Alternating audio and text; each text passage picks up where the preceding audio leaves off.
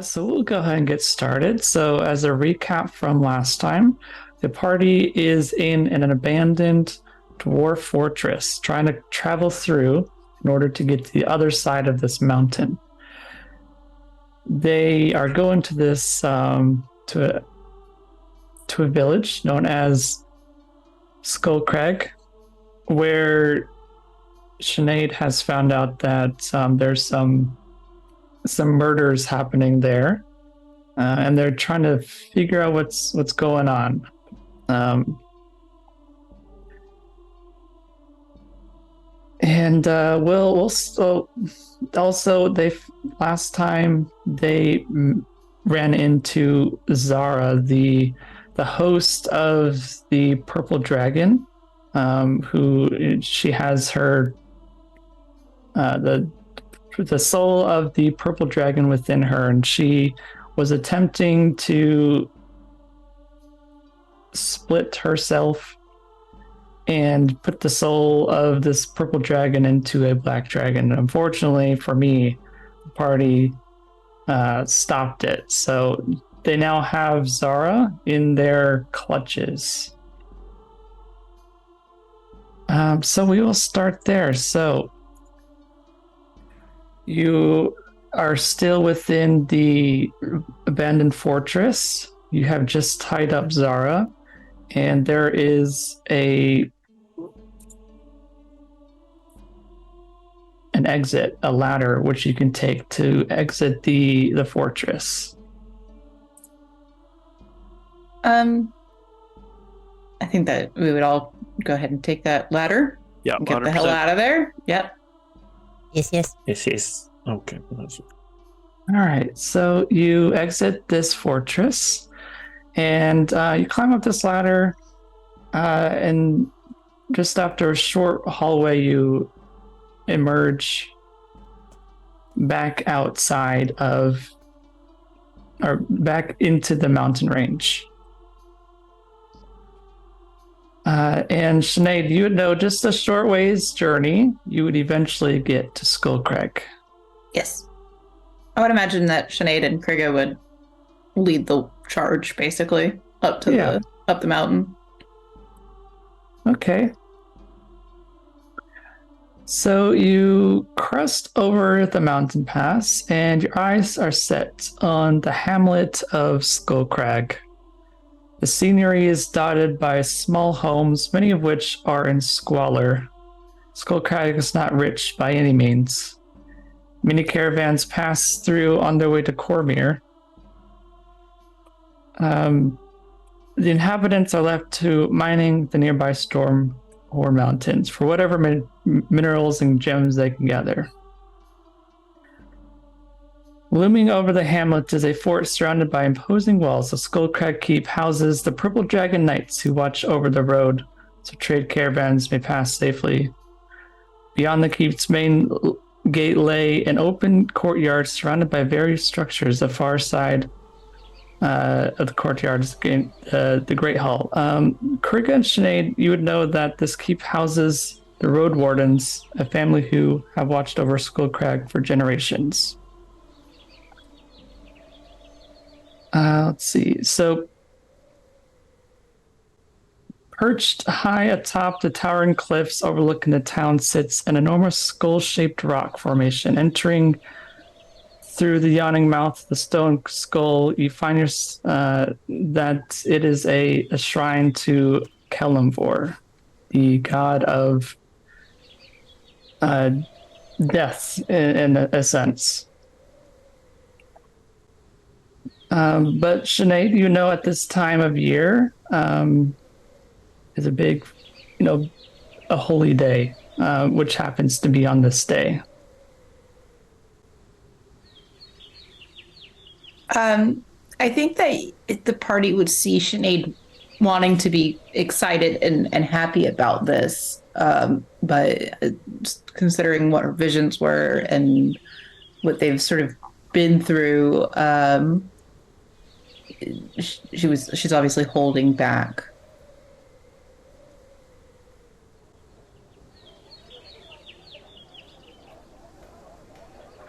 Okay, so do you just want to head to the temple then?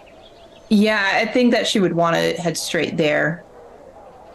And would probably be a bit anxious to get and see the state of things. Okay. Does anybody else want to make any? No, I'm just kind of following Sinead's lead. Okay. Yeah, Krigga feels Same the same here. sense of urgency. There's something going on, and we probably didn't get here as fast as Krigga and Sinead would like, so they're probably both just feeling that kind of pressure right now. Is there any like inclination that it's the holy day? The deeds of the dead? Is the day right? Yeah. Okay. Is there any decor? Festival having? You do not see any festivals happening within the town. Okay. That is striking to Sinead because she does know that there is supposed to be festivities, correct? Yes, it would be the whole town essentially And she doesn't see any of that. participating. Yeah. So yeah, you don't see anything like that. She would remark to Krigga, I am considering what day it is. I would think to see at least the town folk out. I've never heard of a situation where no one was out on this holiday. It is uncannily spooky. Sinead would explain to Mars and to Nimue. Today is the Deeds of the Dead. It's a holiday that happens every 4 years, a holiday for us. And normally there would be festivities and things about people celebrating. This does not bode well. We see like people, I'm assuming there. It's just not. There are people, yes, about, but nobody's really celebrating anything. Okay. Should we go to the church? Yes, quickly. And she's gonna sort of just hop, skip, and jaunt. Okay, so you head to the Temple of Kellumbor, which is nestled in the heart of Skullcrag. The temple was once dedicated to the god of Jurgle, lord of end of everything. So you see some motifs are about the same as before. There's lots of skulls everywhere. There's the crumbling ruins, which have been turned into this Kellumbor temple. On the right wing of the building is the Grand Cemetery, where hundreds of Kellumbor priests have been buried. You see an old man maintaining the grounds and cleaning the graves. You know this man as Sexton Reginald. Sinead and Krigga. I would imagine that as if they're passing by anybody that Sinead and Krigga recognize, she would explain who they are to Mars and Nimue. All right, so you head into the temple then? Yes. How do the grounds look? Do they look like Sexton is doing his job? He's doing his job, yes. Okay. It would appear that despite the circumstances, everything seems to be running as it normally would. Okay. Before we actually enter the temple, I would like to go ahead and use Eyes of the Grave and check for undead. You do not see any undead around, no. Okay. Yeah, then she'll deem it safe.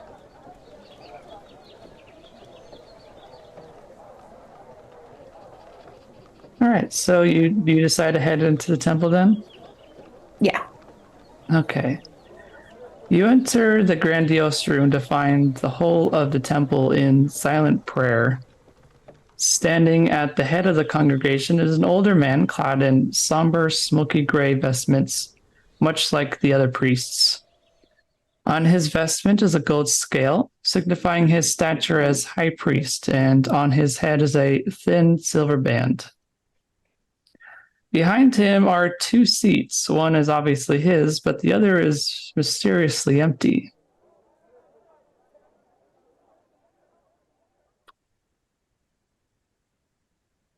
Would I know who is missing? Yeah, so Sister Talia, who is the temple's doom guide master in a sense. She would be the teacher of the doom guides. As quietly as she can, Sinead would whisper to Krigga, "There's Sister Talia. I don't see her. She should be here on this day, should she not? Should be here on any day that Father Tom is giving his sermon." It seems everywhere we look or hear about something going on here, things are amiss.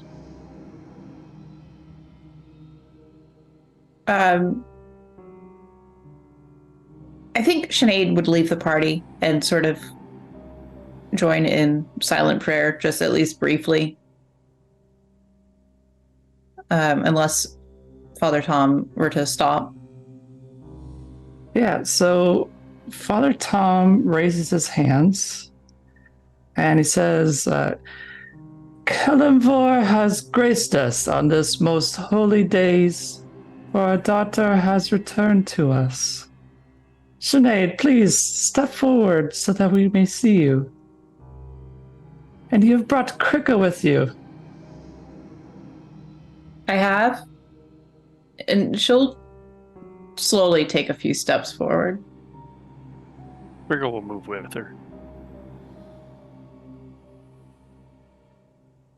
Okay, so you move past and through the congregation. Krigga, you'd also see Dimla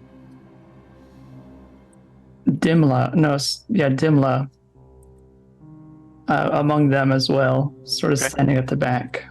Okay.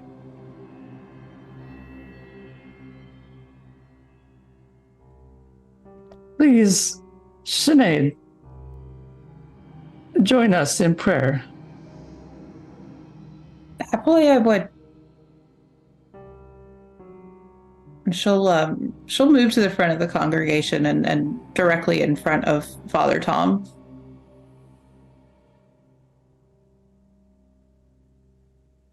All right. So after a few, let's see, what was Nimue and Marzander doing during this?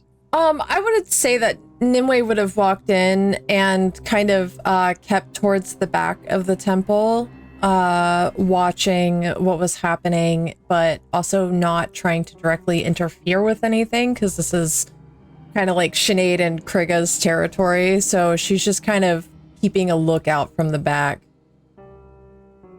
Yeah, Mars would just be posted up on the wall next to Nimue. Okay, so after a few minutes of prayer,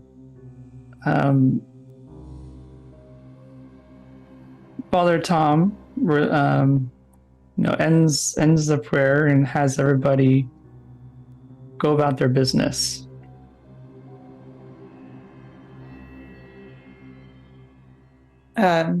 She'll go to him directly and then say, "Father Tom, a moment of your time, if you would." Yes, of course, my child. It is good to see you once again. And you as well. I'm glad to see you're alive. Yes, it is unfortunate. Sister Talia, she has tragically passed. What was the cause of death?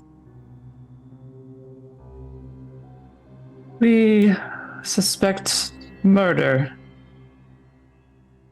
Along with Denethor, Road Warden, one of the Purple Dragon Knights. He was also targeted, unfortunately. How do you mean murdered? She was stabbed in the dead of night. Sexton Reginald found her in the morning. Do we know who might have perpetrated such a crime? I'm sorry to say no. We have not found who might have done this. And her soul? She has been taken care of. I saw to that myself.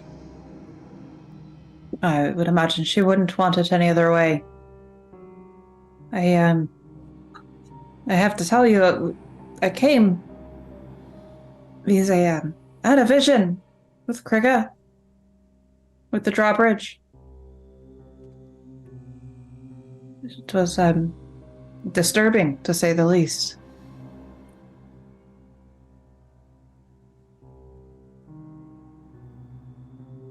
Yes, I was hoping you would arrive.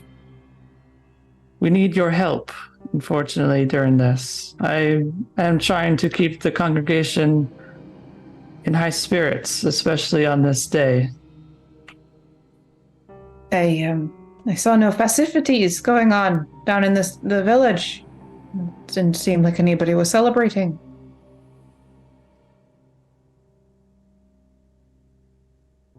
Though it is the holiest of holiest days, I do not think anybody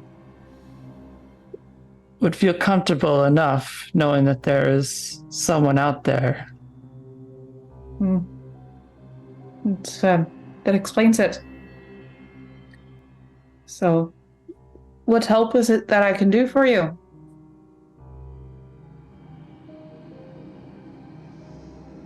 We need to discover who among us would perpetrate such a heinous act.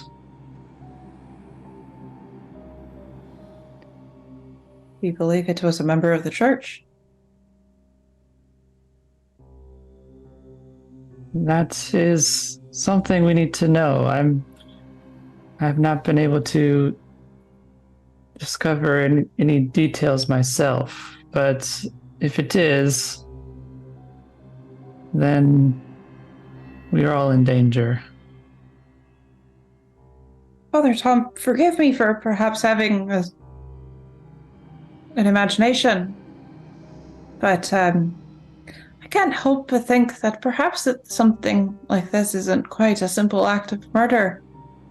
That perhaps something that is decidedly anti-Kalimvor and anti-what we do here is at hand and at play. Something of the... I fear that it is something of the undead. Or something that is working with the undead.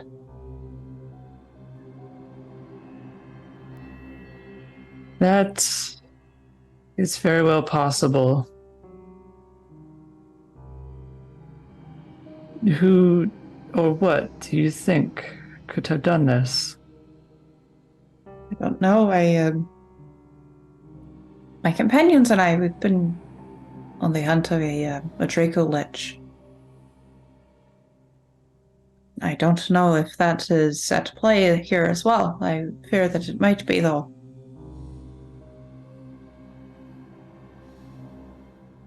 Dracolich, you say? How does she gauge his response to that?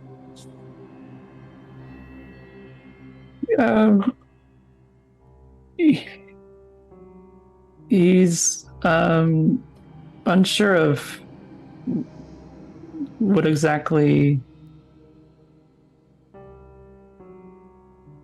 a Dracolich would be involved in, but He's uncertain, to say the Okay. least.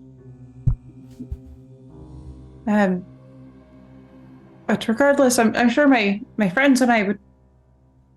My friends would help, of course. You know that I would. I would do anything for this temple here. Anything for Kellenvor.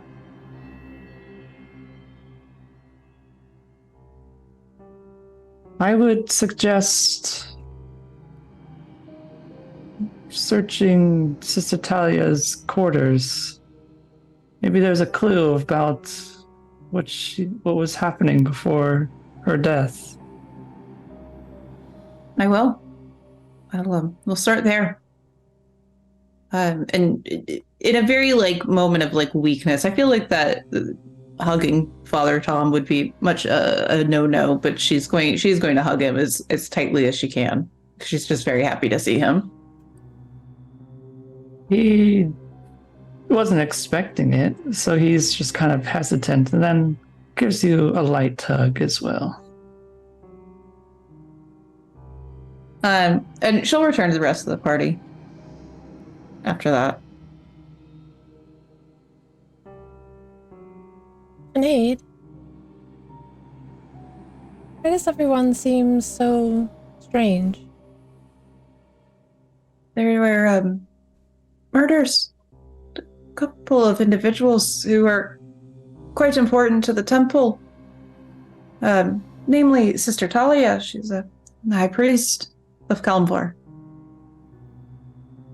Were you close to her? She was a mentor of mine. I looked up to her. She taught the Doom Guides, and ultimately that is what I would like to become, as a Doom Guide. I see. And we're to investigate the murders? If you would both be agreeable to that, I'm sure, Krigga, you would be agreeable with that as well. Indeed. We must purge this place of whatever has happened here. Also, Doctor, I would highly suggest you revisit the vision that you had and keep it in mind as we search, and perhaps something from the vision will make more sense once we're here physically, and maybe give us an additional insight into what's happened. Just to keep that in mind. The vision. It wasn't this woman. The vision was cloudy when I saw it. I don't think I saw any face. But I saw the darkness of the halls of this here temple. And I know that there is death here. Now I thought I might see someone dead through Kellenvor's eyes, but not coming in. Just search her, Talia's quarters and see if there's any further explanation as to what could happen. Also, one of the purple dragons was also slain in the same manner. What were they doing here? Well, they oversee the temple and the village to ensure that the caravans pass by safely. I see. Duro, have we had any kind of rest from where we left to here, or was that a pretty short trip into Skull Crag? It was a short trip. Okay. It would be, I would say it's about nighttime at this point, to be honest. Okay. Perhaps we should take a quick look at her room, and I would say we should rest some. Right. I would imagine there are rooms available in the dormitory. That'll show you where I grew up there, Nimue, if you would like. I would love to see that. Wonderful. And you see Sinead very much fidgeting. She is very much on edge right now. I would like at least to pay my respects to my ancestors, at least, or those who came before me. Just so I have time to at least have some solace on this day. I understand. But first, I do believe that we go to Sister Talia's room first. I think that is of utmost importance. I agree. A moment, daughter. Give me a moment. Krigga's is Dimla still over against the wall? Yes, he is. Krigga's gonna walk over to Dimla. Is Dimla handsome? Oh no. Banging her dad's friends. All right. Yeah. He's a younger dwarf. You know that he is Krigga's cousin. You like Never a short mind. king? Nope. You said cousin. Do you like a related short king? Oh my God, we found a boundary. Wow. Yep. Familial Okay. relation. Okay. Good to know. Greetings, brother. All right, so yeah, you head up to Dimla, and you see he's got his long brown tunic and leather shoes, and a respectable red beard. Cousin Krigga, it's good to see you. I didn't expect Indeed. you to return so soon. It seems we were needed. The drawbridge has directed us to return to assist in these events. Any news from the collective on what has transpired here? Do they have any thoughts? Unfortunately, no. It's been some time since I've received word from Brandbera. Have you spoken to him? I have not. I have just this moment returned to town and temple, and we will begin our investigation forthwith.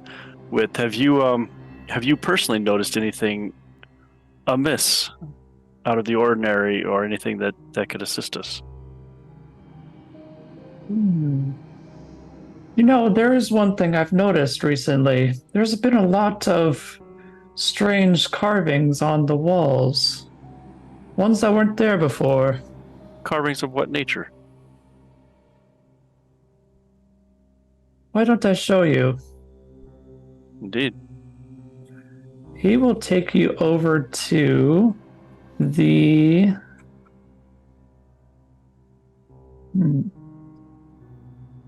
Take you over to the library, where just outside the library door to enter it, there is a skull carved into the wall, and it is surrounded by a sun, sort of like a big circle. Okay. Like a sun-shaped circle. Are the runes that you've seen all the same? Yes, they've all been the same. It's quite strange. How many have there been? A few, I'd say 3 or 4. Unsettling. Very unsettling. And we have no idea what these runes mean. I'm assuming Krigga would not have come across this one before. No, Krigga, no. Okay. Well, I would suggest sending word to the collective and perhaps requesting assistance for maybe some temporary guards until we iron out what has transpired here. Sinead and I are concerned that the events here are more than simple murders. It is possible something much more dire is transpiring here, and we should be ready. I will send word immediately. I must return to the others. I must get their thoughts on this rune, and we have the good sister's rooms to investigate. It is good to see you again, cousin. Same to you. Hope to see you again soon. I'm sure you shall. Krigga will turn briskly and walk back to where Sinead and the others are. Well, I've spoken with Dimla, my cousin, and he has offered no insights as to what has happened. However, there is something you should see before we go to the room, as I think it is possible, perhaps one of you ladies who enjoy the books much more than I do might have seen this before. There have been instances of runes being carved inside the temple on the walls. You should see this.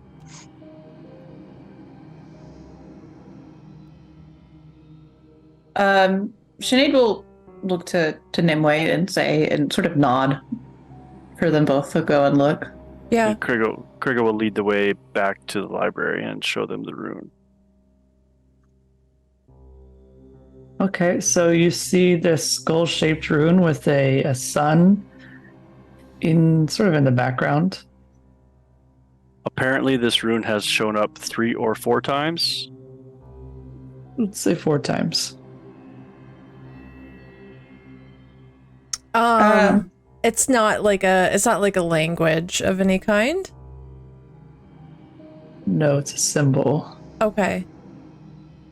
Anything that Sinead or I would potentially recognize from our reading at Candlekeep? As a cleric, Sinead would recognize this symbol. Nimue, you can roll a religion check. Okay.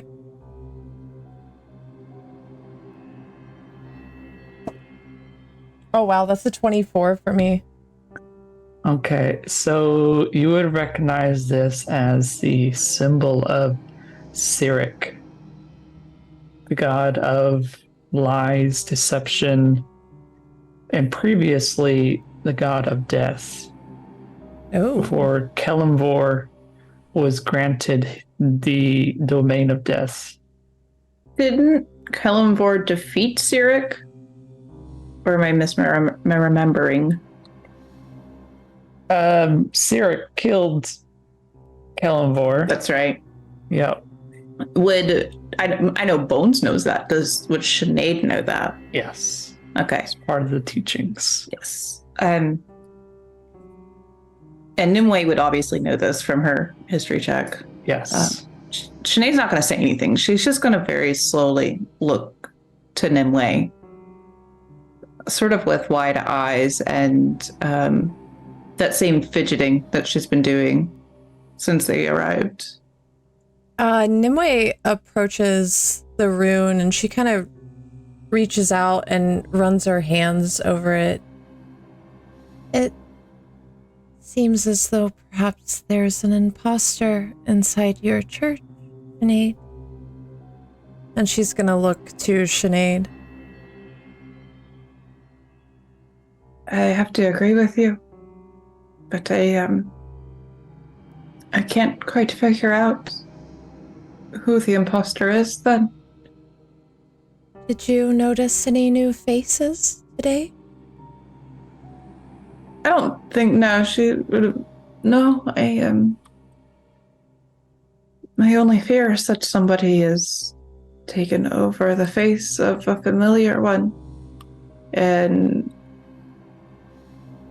Sinead's gonna look down and sort of knit her brows together and sort of shake a passing thought off.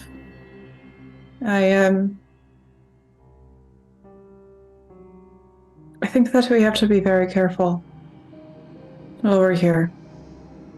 And I believe that perhaps if we were to give each other a signal. A signal? Just in case. Just in case somebody has stolen her likeness. For that is what I fear is happening here. Where's Mars at this moment? Is he with us? I would probably still be behind Nimue. Unless it seemed like you guys were having like a more of a private combo. No, not really. I'd probably be like right up there then.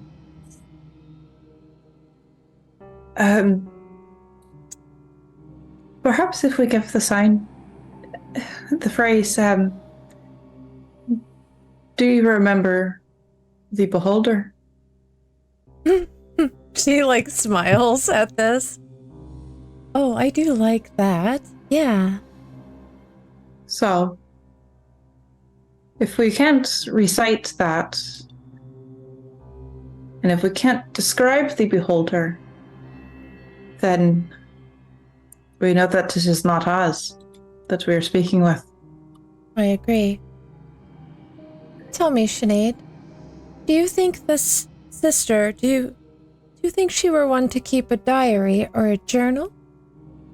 Journaling is a popular pastime. For anybody living in a temple, I'll have you know, there's a lot of time spent alone with your own thoughts. I would not be surprised if she had one.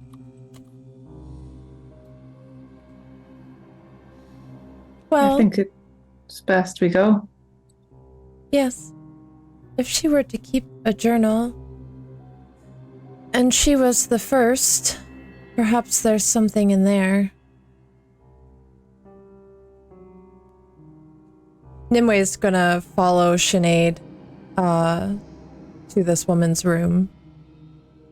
Yeah, Sinead's just gonna carry on. Yep. Do we see Father Tom again on our way from the library to Talia's quarters? Yeah, let's see. You find him again. Do I see or recognize anything off about him at all? No, you don't see anything off about him. Okay. Seems like the old Father Tom you love and know. Okay.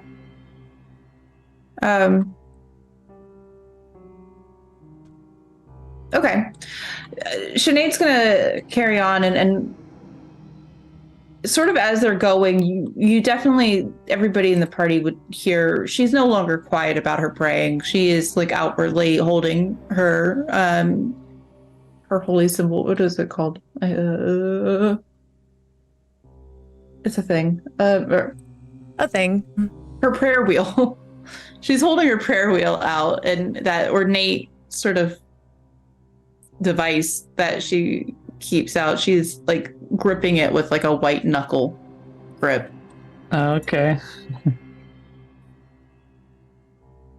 She looks like she might beat somebody to death with it. Wee! Take me!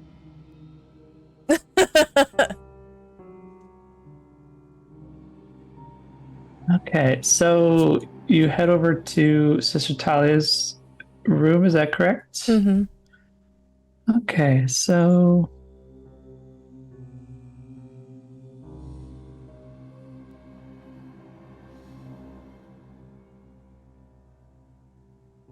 you enter Sister Talia's quarters, and it is rather bare bone. You see a bed in the corner. It's very simple.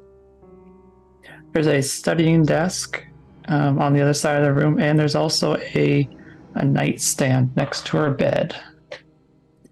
You also see on the floor a red stain on the cobblestone.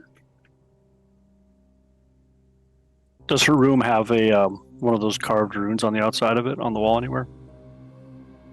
Was that one of the 4 locations? Yes, let's say that. Yes. You find one outside her room. Nimue is going to go right into looking to see if she could find perhaps a journal that this woman may have kept or any kind of notes or anything lying around. Okay, so you do find a journal. Okay. It was sitting inside of the nightstand.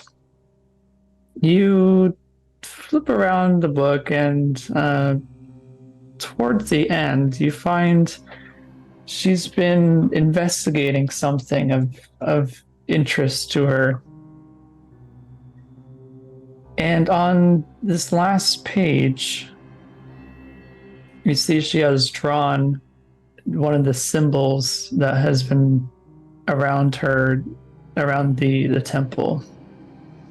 So you see that skull with the sun, and her final entry. Do you see that there? Do you see it on the journal that I do. Showed it. Okay. Yeah, I've got it pulled up for everybody. Yeah, I definitely am gonna read that last entry for sure. Okay. I put it in the wrong Oh no. description. I put in the GM description instead of yours. All right, so here's what it says. This seer question has plagued me for far too long. Today I found another marking, this time in the library. Acolyte Lucian does not remember seeing anyone leaving a mark. It must have been done in the dead of night. I am deeply concerned about their sudden appearances. I fear what it could lead to next. I plan to stake out the night. Maybe I can catch them in the act. Sinead, look. Perhaps it happened when she was staking them out. Maybe she knew too much, was getting too close to something. And she's going to hand over the journal with it open to that page. Sinead's going to take the book or the journal and sort of run her hands over the words and sort of take them in. And she'll close it and hand the journal back to Nimue after reading it. She is sort of visibly upset about this. And I think that in the morning, after we've rest, I think I will speak with this acolyte, Lucian, and see if he knows anything further, if he has not perhaps been altogether truthful with Talia. Nimue is going to slip that journal into her bag. Okay.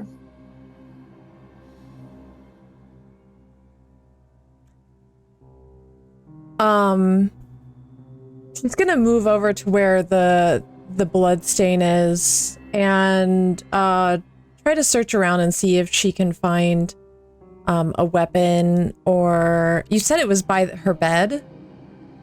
Yeah, it was next to her bed. I forgot to mention also in this room is a table with a small symbol of Kellenvor, sort of like a little statue, which is the skull with the skull hand with the sort of scales on the side. So they were found, this stain was found in front of that symbol. Okay. Yeah, Nimue's gonna kind of like search around the area, maybe see if she sees any weapons or anything that looks like it shouldn't be there, kind of out of place. Okay, you give a good look around, but you don't find anything out of the ordinary or peculiar.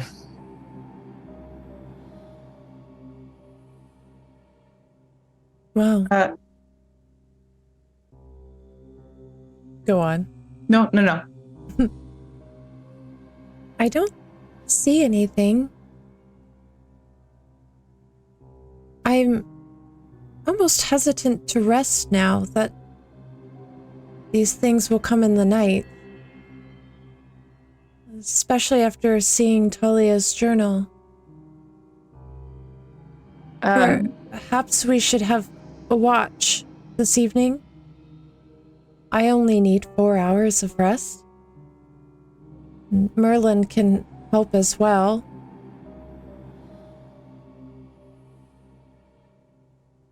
I think a watch is an excellent idea. I will take the longest Agreed. watch. This is my temple. This is my god. Yes, but you're no use to us if you don't get rest, Sinead.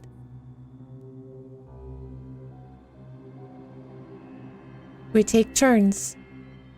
I only need 4 hours of sleep. The rest of you can take small watches, one after another, so we all get the proper rest. Right. We're gonna need it. But if you see anything, any of you see anything that is amiss, I am the first to be woken. Of course. Perhaps there's a larger room where we can all bunk together for the night. The dormitories. That is where we should stay. Together. No one should be alone. Right.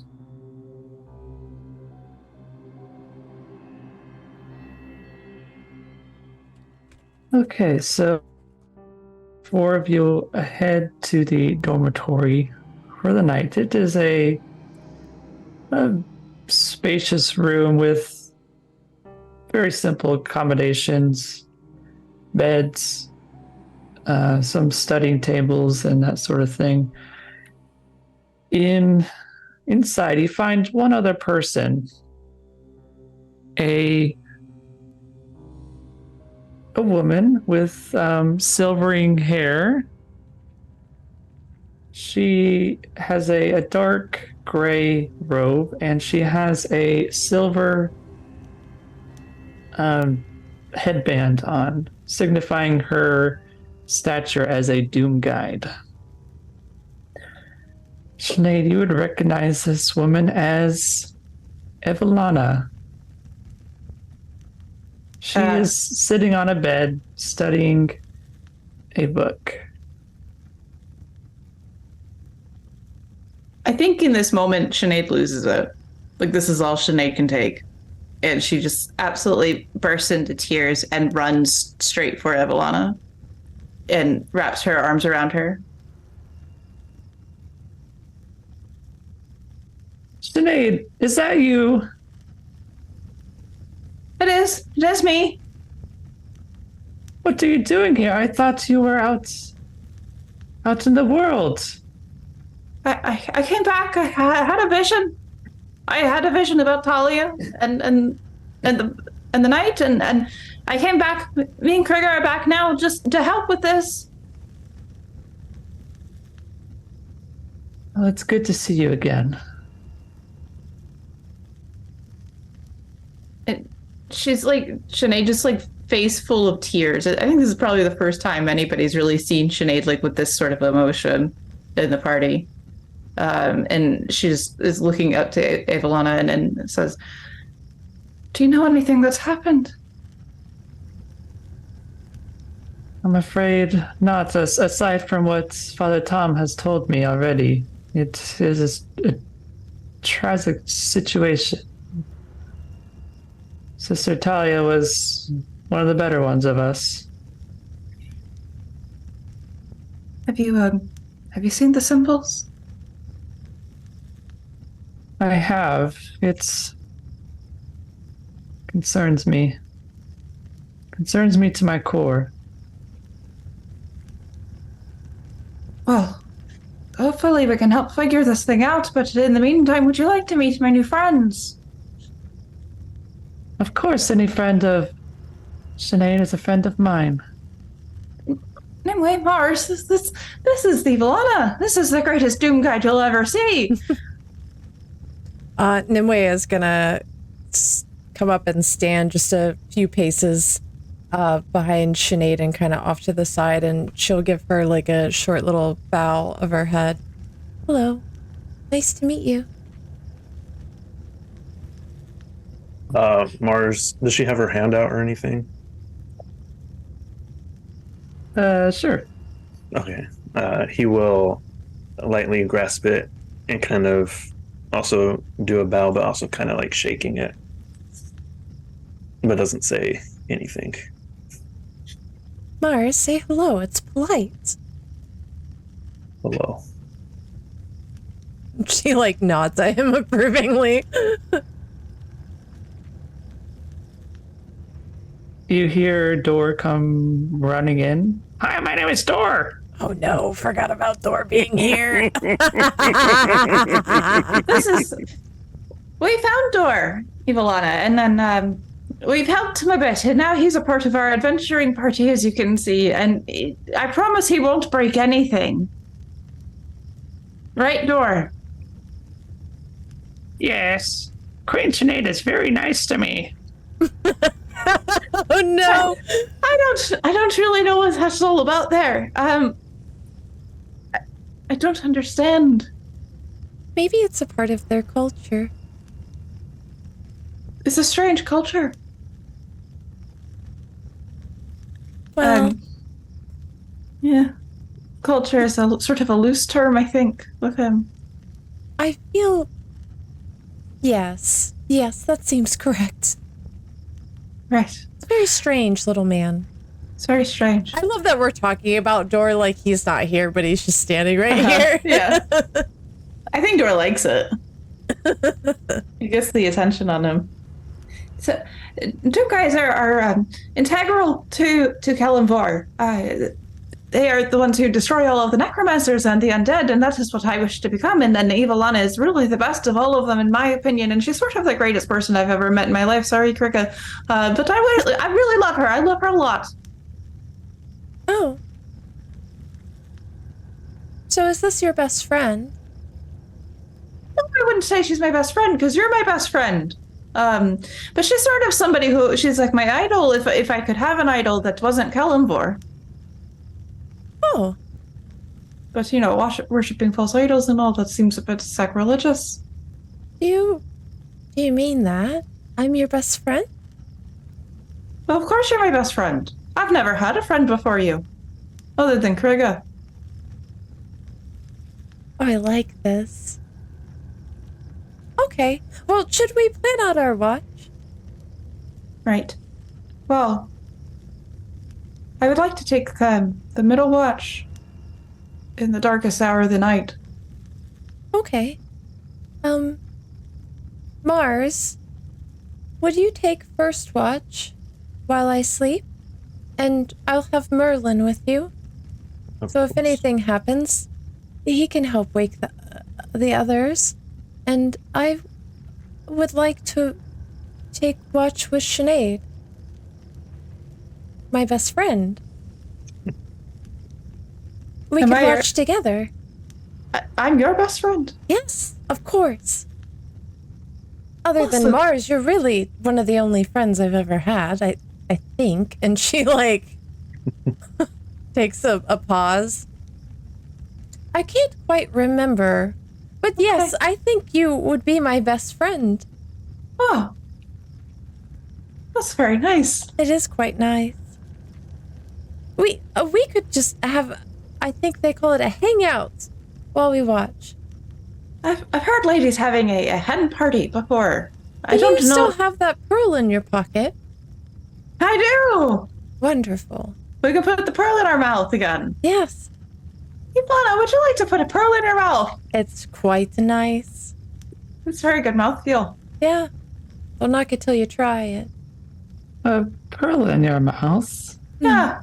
Yeah. Pearl of power specifically. So Yes. don't bite down on it. But if you just hold it in your mouth, it feels really nice. Hmm. Well, if you say it's a nice feeling, I should try myself. You should Okay. try. She'll root around in her pocket and like takes it out and sort of like brushes it off. It picks off a few pieces of lint and then holds it out to her. Krigga's gonna mumble under his breath, "I'm going to rest," and he's just gonna go to sleep on a cot with his back to everybody. You just put it in your mouth like No, this. just hold it in your mouth. Don't bite it though. Don't Yeah. bite it. Yeah, don't bite Just hold it. it. You could She roll it puts it in her around in mouth. there. I like rolling it against my teeth. Yeah. All about Because your she- tongue. Puts it in her mouth. Don't swallow it either. Hmm. She keeps it in there for a moment and then puts her hand out and spits it out.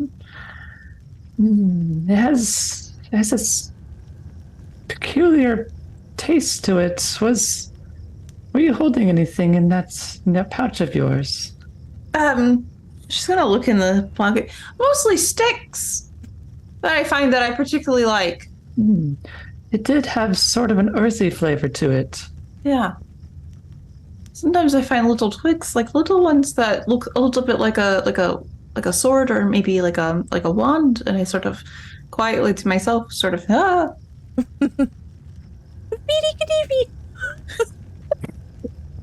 You hear Krigga mumble something that sounds suspiciously like Doom Guide indeed. I heard that. He's fake snoring now. I thought you were resting. Did you feel the tingle in your mouth when you were holding it in there? Yeah? Yes, I felt the power. Yes, that's the power. The power. Mm-hmm.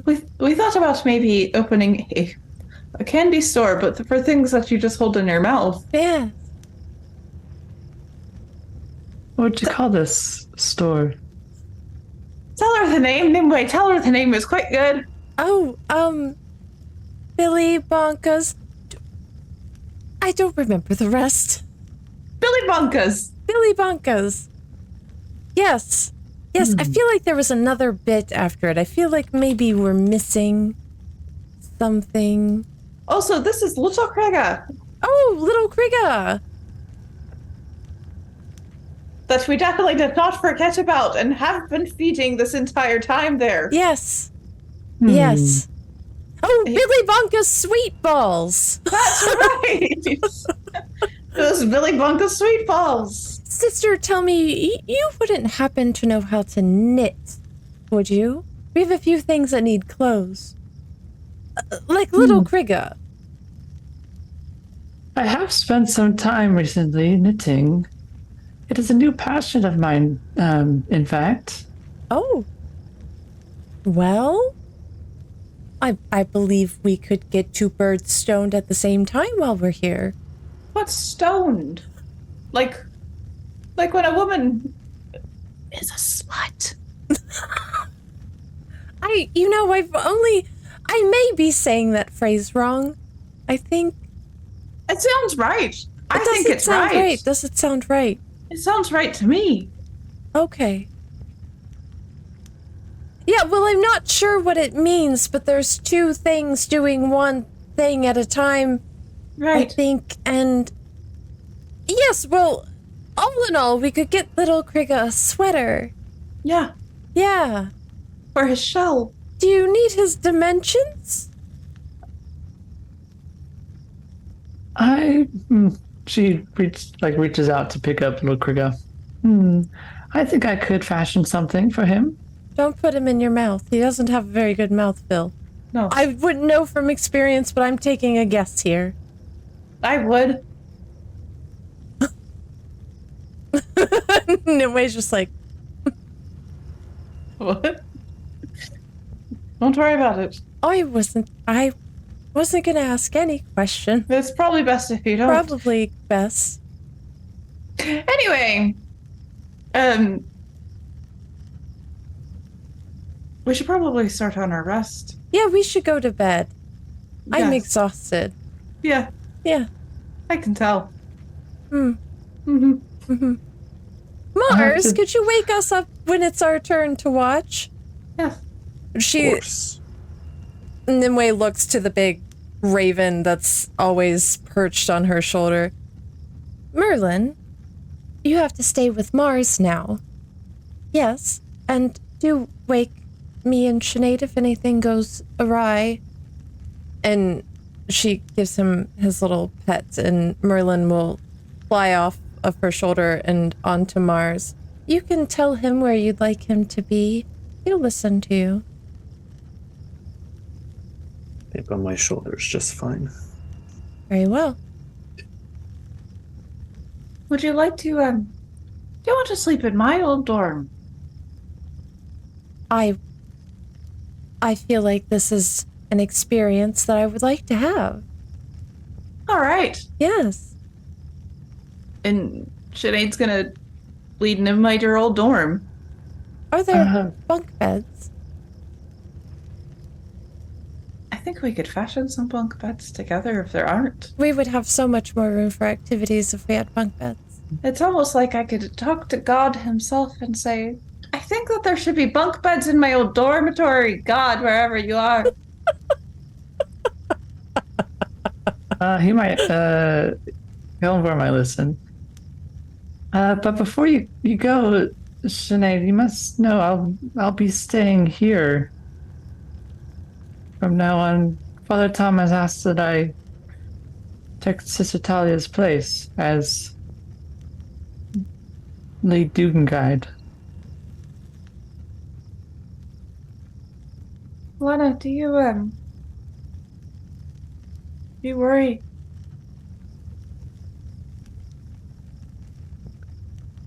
Worry about what might happen.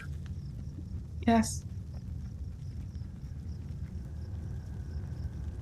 All we can do is pray that Kelmvor will protect us. Can I be honest with you, Yvlana? Yes, you can always be honest with me. If I find out who's done this, and if I find out that it is in the act of necromancy or other nefarious doings,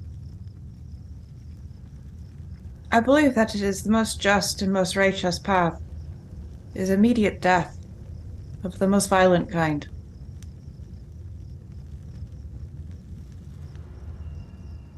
You must do what feels right. I feel like that is what Kelmvor is speaking to me and saying. To act with vengeance.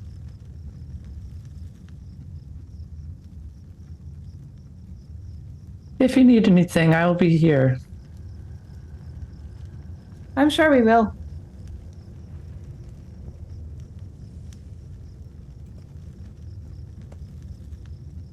All right, so you two go to Sinead's old dorm where you do, in fact, find a bunk bed. Oh, just as I left it. Just as I remember. Exactly how you left it. I imagine that there's a lot of like thirsty drawings of Kellenvor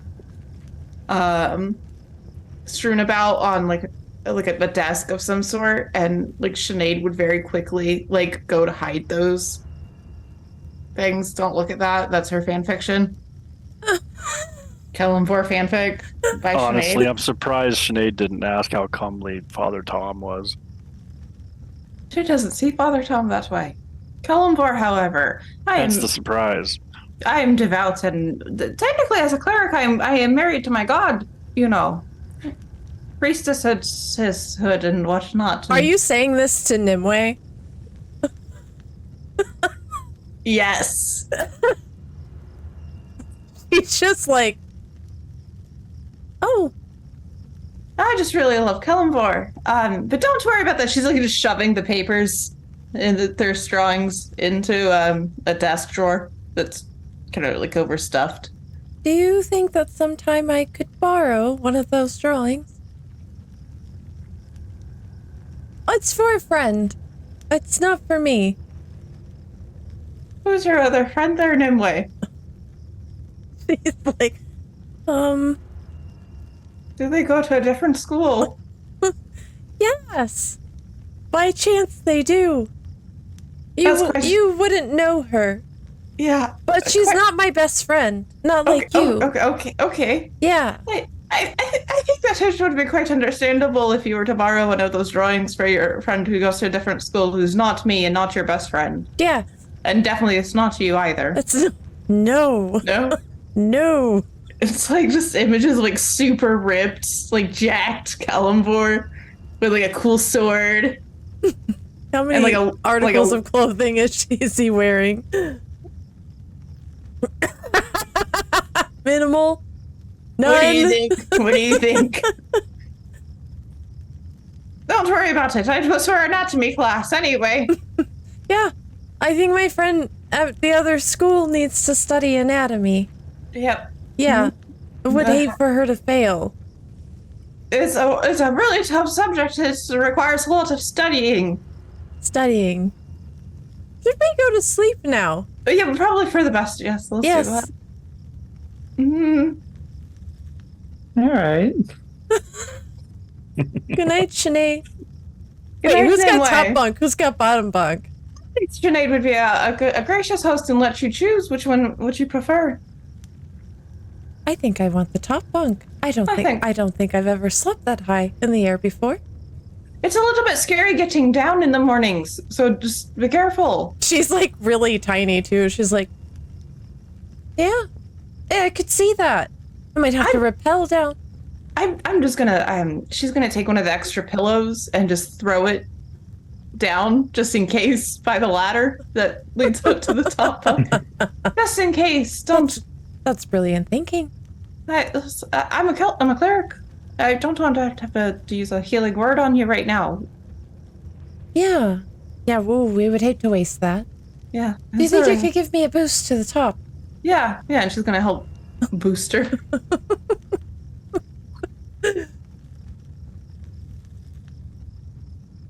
All right. Then we go to sleep. Yeah. We definitely don't talk through the bunk beds for like an hour before we fall asleep. Mostly asking really stupid questions. Yeah. Krigga and Mars, what are you doing? Mars is taking first watch. Krigga's Okay. already asleep. All right. Dor is also knocked out. What you guys do with Zara? Oh, I forgot we had her. I did. I remembered it a while ago, and then I completely forgot to address it. We tied her up, right? We She's had her tied up. She's bound. absolutely tied up. I guess we just fucking put her in the corner of the dorm? Or would we hand her off? The temple doesn't have any space for her in like specific places. What if we put her in with Father Tom, since he's the high priest, and I feel like he's the most responsible person here who definitely won't forget about her. We could have Dimla watch over her. Dimla. Oh yeah, okay, that's good. Yeah, let's see if we can have Dimla watch her while we're investigating until we need her. Okay, so you go find Dimla, Krigga's cousin. Yep. I think Mars should do that. Krigga's already asleep, so I think Mars is gonna have to do it. Mars is gonna be sitting there on watch, realizing, oh shit. Yeah, you realize you still have the knocked out Zara with you. I just like that we've been dragging her around. No one questioned it at all. We just have this tied up person and we're just dragging her around everywhere. Don't worry about it. Mind your business. Razzle dazzle him with the mouth pearl. It's the erratic and interesting nature of your guys' conversation that nobody can really see what's right in front of them. Yeah, yes. It's exactly what it is. It's the razzle dazzle. The ye old razzle dazzle. Yeah. Oh, would we have done that when we first got in? Or just dragged her? You know, to be fair, it's completely legitimate that since we've been dragging her for a while, that we would have forgotten from Sinead's and Krigga's perspective, because we're pretty upset and distracted by this whole thing since it's personal for us. Yeah. If you guys didn't remind us that Sorry, that's your fault. we probably weren't going to think of it. Yeah, it's your fault, Mars. Who's dragging her? You Mars. Oh. Okay. Krigga's always out front keeping guard, man. Sinead's crying and shit. Lion. So I will do that, I suppose. All right. What was her name? Zara. Zara. Yep. You are trying to find cousin Dimla to bring Zara to him. You pick up Zara from wherever you put her, and you notice that the scarring on her face has sort of changed a bit. It's not as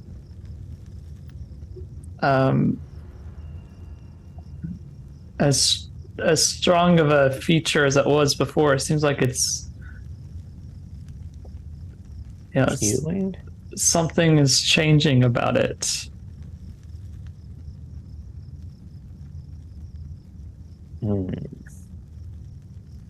feel like if Mars noticed that, he would want to wake somebody up.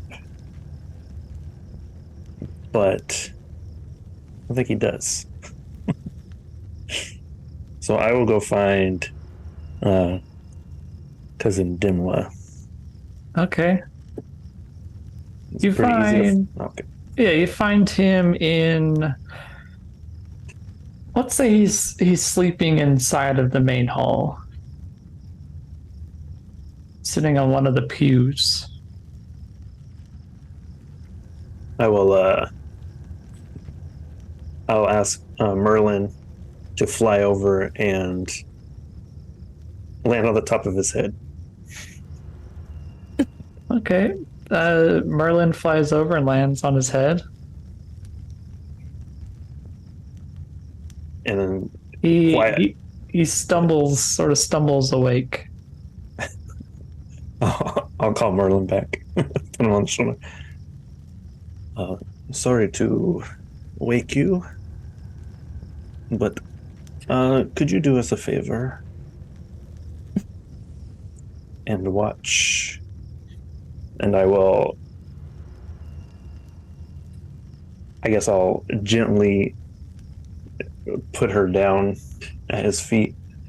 Could you watch her for us? Yes, I'm sure I could. I'm a little bit hungover at the moment, but I'm sure she'll be okay. I'll stash her somewhere over here. I'll watch after her. Don't worry. I'll mention the scarring, that it wasn't like that before, so keep a good eye on her. Yeah. I'll keep a good eye on her. All right, thank you. Seems a little sus. The man is drunk, sir. He's always a really good time at family reunions. So. And he'll head back to the room, So is it like we're sitting in the main room and then there's dorms off to the side? Yeah. Are they open or do they have doors on them? There's doors on them. Okay. And Krigga, you're just sleeping in a dorm or in the main? No, he's in the dorm. Okay. The dorm where we found Evelana. He's just Okay. curled up right there on one of the cots. I'll sit outside the doors and just keep watch. All right, so everybody is asleep except for Mars. Nothing of note happens during Mars's watch. Okay. I will then, if nothing eventful happens, I will knock on Sinead and Nimwe's door before opening it and kind of getting their attention to wake up. I would assume Merlin would probably return to you. Yeah. I feel like. Oh, go ahead. I'm sorry. I think you would see Nimue just kind of pop up over the railing of the top bunk. Mars, I got to sleep on the top bunk. I'm so high, I'm taller than you. And Merlin's already perched on her shoulder. Be careful coming down. It's all right. I put a pillow there just in case she fell. Sinead thinks of everything. Sometimes. Sometimes. Not all the time. Most times. I like your spirit about that. Yeah. I guess that's what best friends do, is they say nice things about each other. I think so. I like how tiny you are. It's very cute. I like how pretty you are. I like how pretty you are. Nimue is slowly becoming overwhelmed. Yes.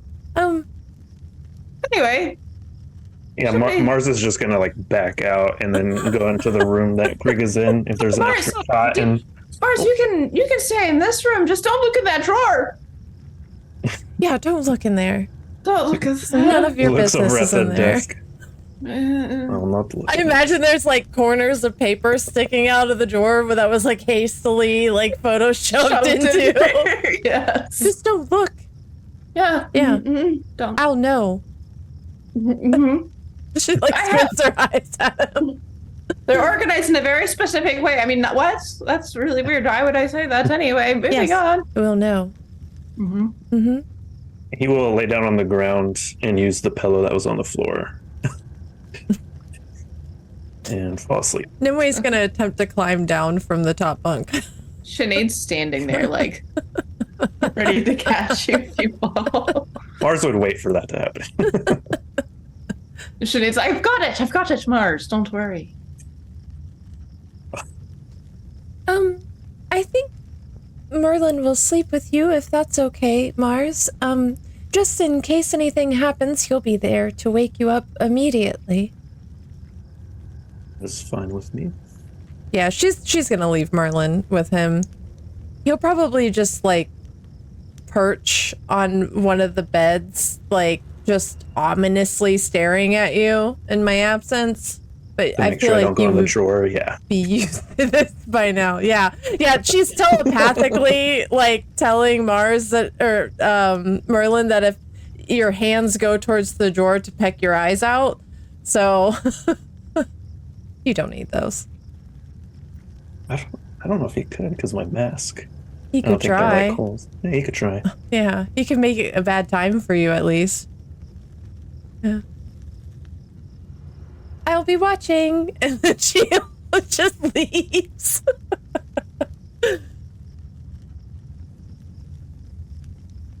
Okay, where do you two go to now? I think Sinead would. Nimue would pull the journal back out of her bag and open up to that page and read it again. Sinead, Yes. where do you think the sister would have went to keep watch? She's not very specific in this entry, unfortunately.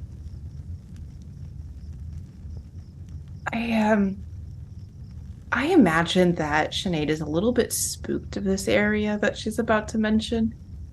I wonder if perhaps she was keeping watch in Holy of the Holies. What is that?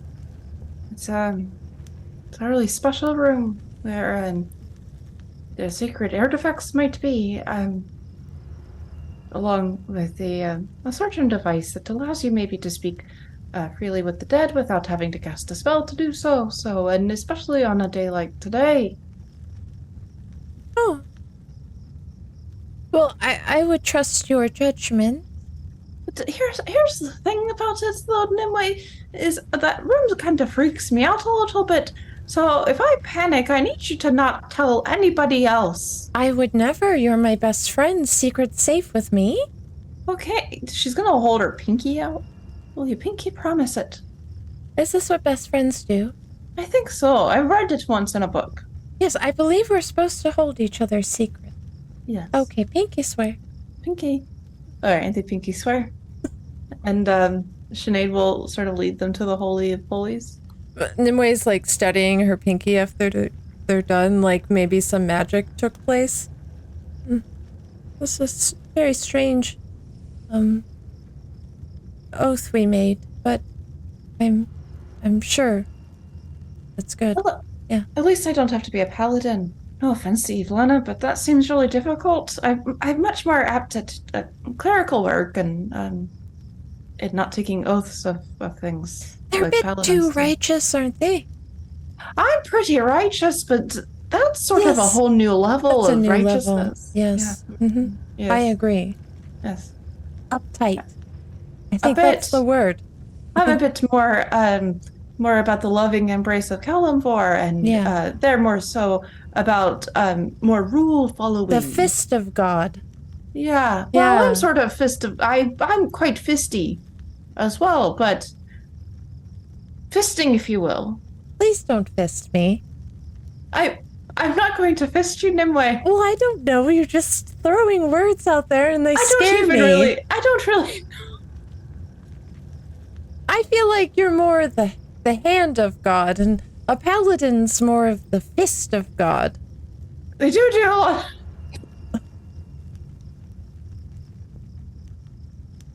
Oh, fisting, don't they? I don't think I've ever seen someone fist before. I don't know what that was. It's just the idea. It felt right, you know. I don't even really know what that means, fisting, but it's fine. Let's just go. Let's just go to the Holy of Holies. Okay.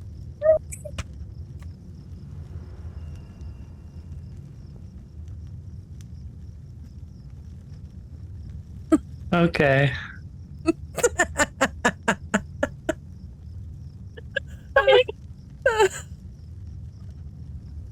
You two go over to the Holy of Holies, which is a large circular room where various artifacts circle around the perimeter, where you find like sacred books, artifacts, that sort of thing. And in the center of the room, you see a gold ornate mirror sort of sitting right in the middle. It's grand in its size, and the mirror part itself is sort of doesn't really reflect as a normal mirror would, but it's sort of cloudy in it. Nimue is going to approach the mirror. What is this? It's quite lovely. That Nimue is the mirror of souls. That is what allows you to speak with the dead. You can speak to the dead. Using the mirror, yes. Oh. Interesting. She wants to touch it, but she doesn't. Don't touch it. Should wait till you turned your back.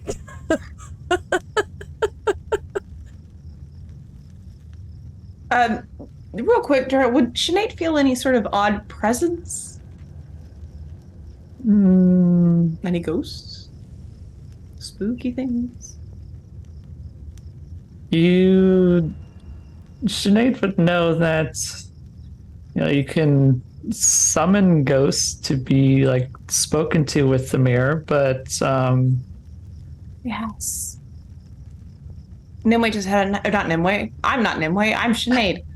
Sinead's gonna go immediately to the mirror, and she's gonna sort of get as close as she possibly can, and she wishes to speak with the dead. Nimue's Okay. going to be now positioned behind Sinead, like trying, like on her tiptoes, trying to look over her shoulder to watch, because she is very interested in this.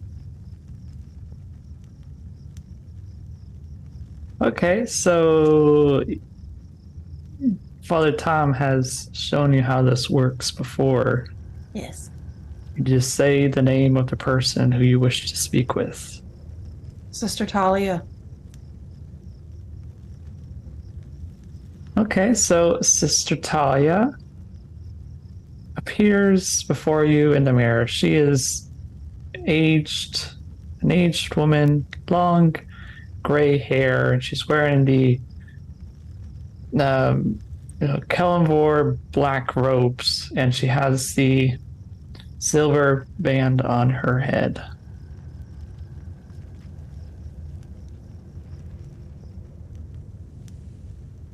Is it you, Sister Talia? My child,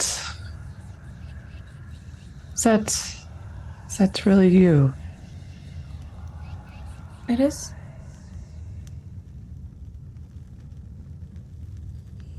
What are you doing here? I believe I prophesized your death, Sister Talia.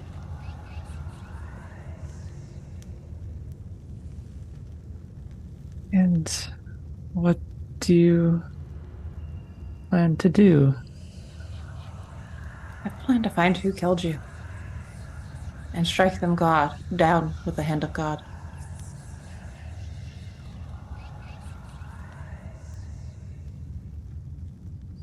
I wish that Elmore will watch over you in these endeavors. Why did you come speak with me?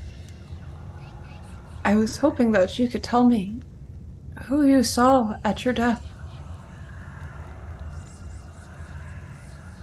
I'm afraid, my child, I did not see my killer.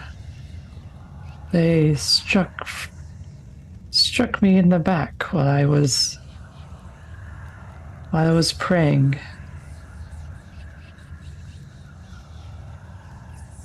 Has anything odd been happening here at the temple? Yes, I believe it's the doings of Cyric. We suspected as much. Ask her where she was. Where Just hear were like you? a little voice in your ear. Where were you at your death? Were you at your desk?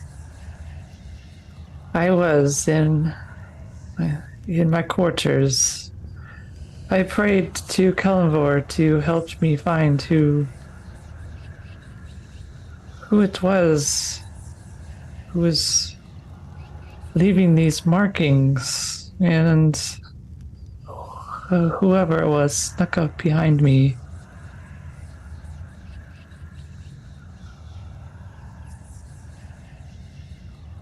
I believe that somebody has invited Cyric in to these hallowed halls of Kellenvor. I know you will find who did it, and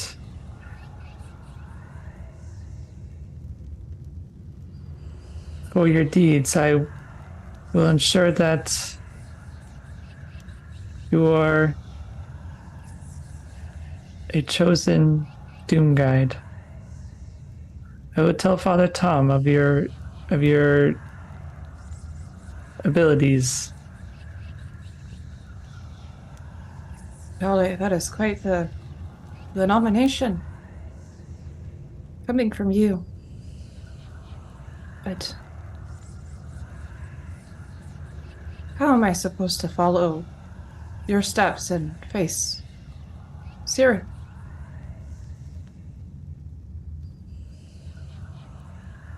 Follow Kellenvor's teachings.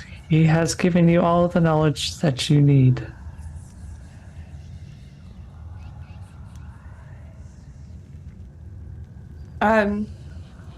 She's gonna look at Nimue. Is there anything you'd like to ask Talia? No, I think you've covered it all.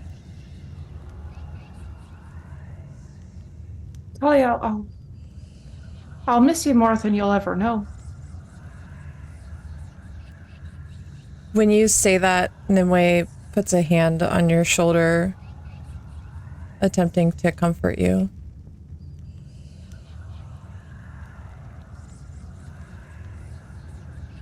I'm gonna find who did this. And then I'm gonna strike them down.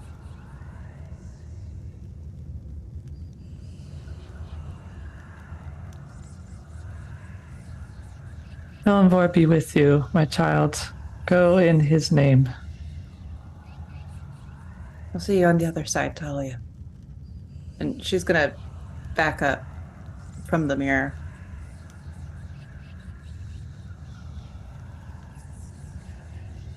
The grayishness of the mirror will consume Talia.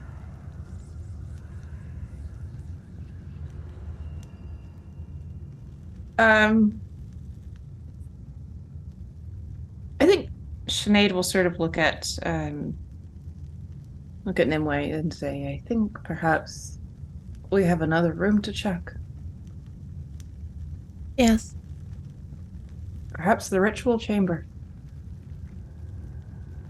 Yes. I believe you're right. And Sinead's gonna lead the way. As you two are heading over there, however,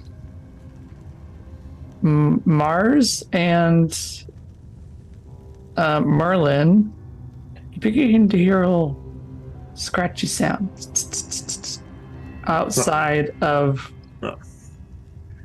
the door, outside of your room door. And it's just barely loud enough for it to wake you. As long as it's not coming from the drawer.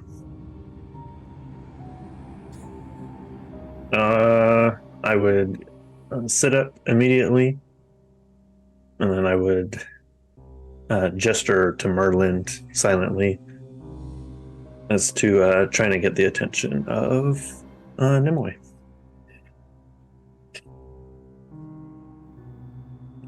And he'll stand up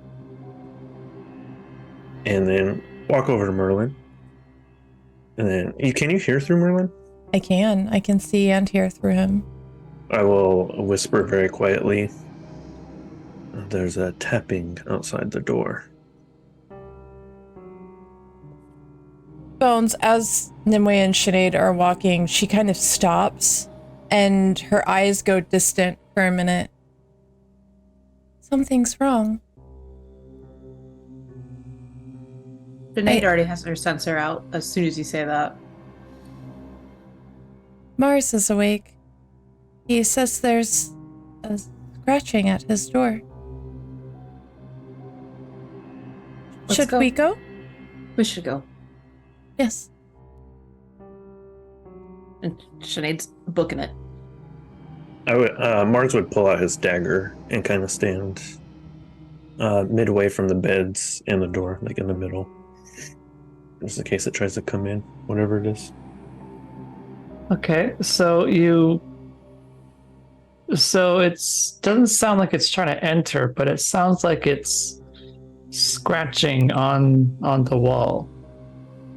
Like you can hear it, like on the stone wall. You can hear some scratching sounds coming from the other side. Can we try and sneak? Yeah. I would like to get real sneaky with it. Let's see. Oh God, I'm gonna use an advantage on this. I'm also gonna go ahead and use an advantage. Yeah. Yep. All right. Woo! 18, baby. Oh. Okay, so I rolled a 15. My first roll was a 1. 15, so 16 total for me. My other roll was a 6. Oh, girl. I'm glad I used that advantage. Yeah. Okay, so the two of you head towards Sinead's room, her dormitory. And Mars, you're standing behind the door, right? Not like directly behind the door, but kind of back in the middle of the room. Okay. With my dagger out. So it's such a short walk for you two to arrive at Sinead's dormitory, and on the outside you do see something is scratching the wall, but you don't see anything there. It's like the wall is being scratched by itself. Can I use my Eyes of the Grave again? Yes. You do. So let me see. Yeah, you do see something is there, but it is hidden. It is. So you use your Eyes in the Grave, and it seems like you're able to sort of morph a vision of what it is. It is a formless silhouette. It's sort of like a shadowiness to it, and it's scratching, using its its body in a sense to scratch the wall.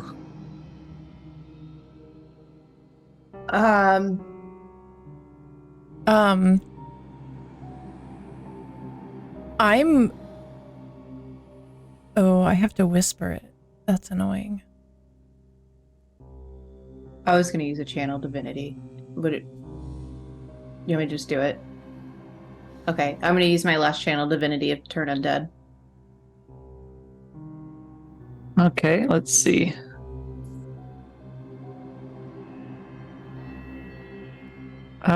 So turn undead makes it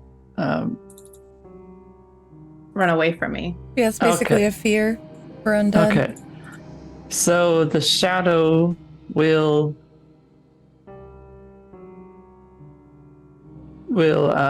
scurry off, I suppose. Off into the shadowness of the temple.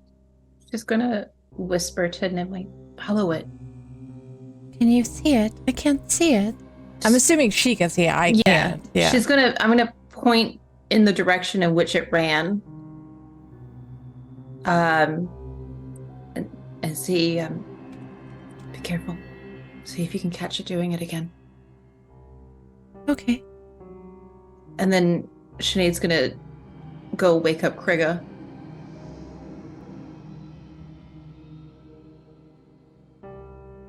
Okay, you head over to the other dorm. And she doesn't knock or anything. She just bursts right in and she starts shaking him awake. Is it my watch? No, come. Whatever is It's there is back, marking it.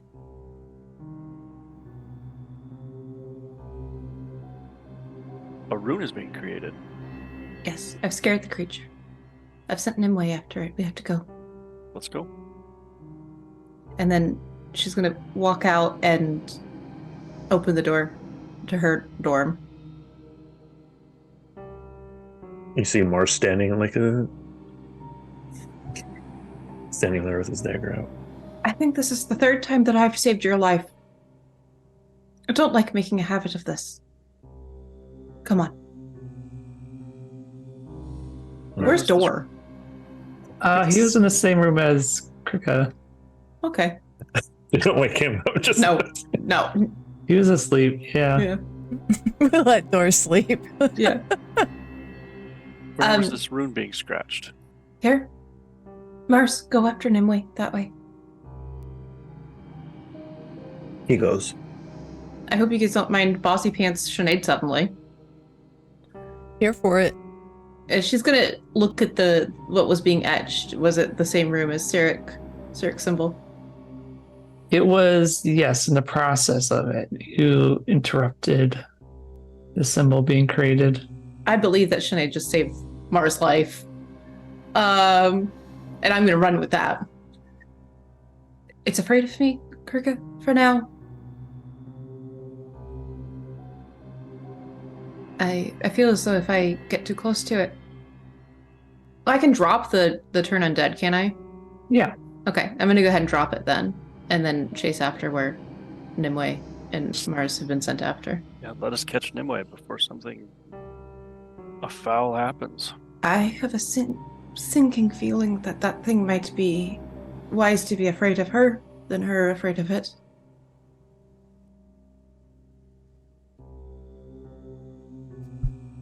Okay, so Nimue, you follow the ghost, or the shadow, I should say. Mm-hmm.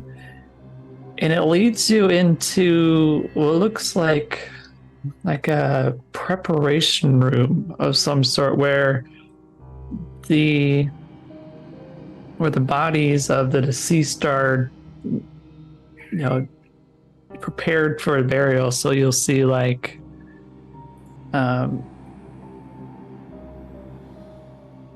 let's see.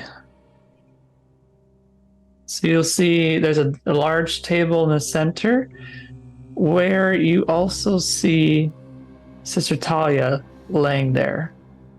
You find her body. It is in very good condition considering how long ago she died. And you find other things among it. But the shadow, it heads towards the stained glass window, and it squeezes itself underneath a crack in the window and escapes into the night.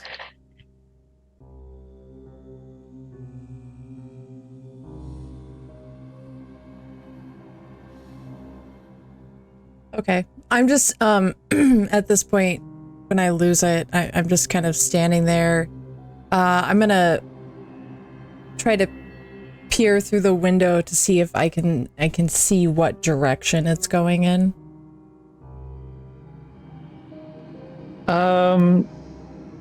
You're not able to see the direction because it's a colored window, so you're not able to see directly out through it.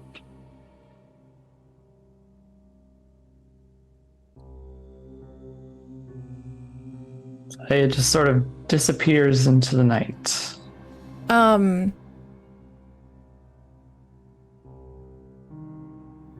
gonna assume that Merlin is now with Mars heading this way, so I can see where the party is at. And I'm gonna gauge how much time I have and quickly try to do like an investigation over Talia's body and see if I can see anything. I don't want Sinead to come in while I'm like mid rifling through these woman's things on her. I don't want to upset my new best friend.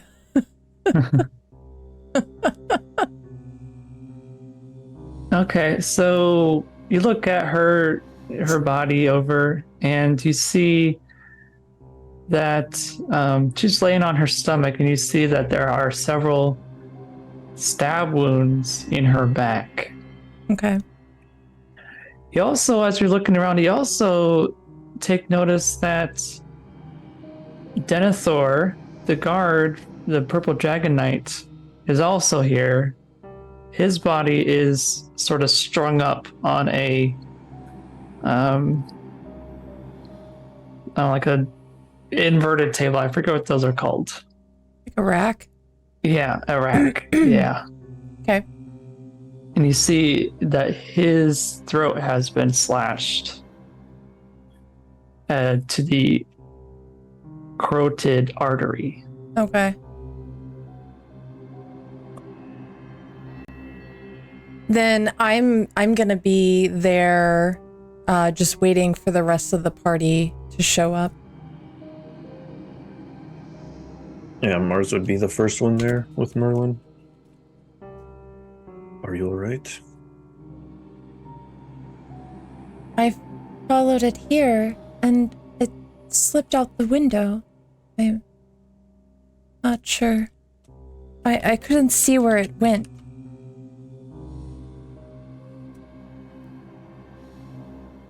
It did not harm you, though?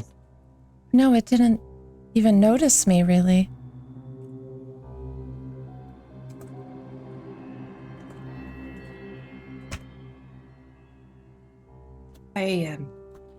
I believe that carving that symbol is a mark of death.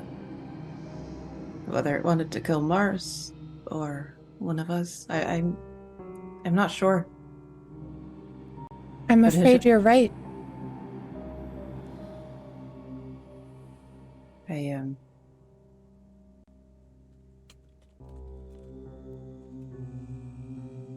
think you owe me one there, Mars, but it slipped out the window. It showed up as an undead for me. This is the first time I've seen something like that in this temple, and I hope that it is not the last.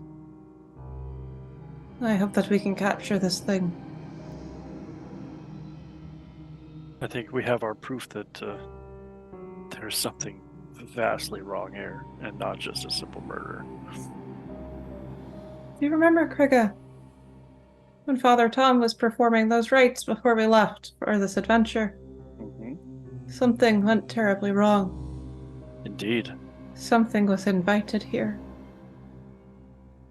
This was no mistake. I know that much.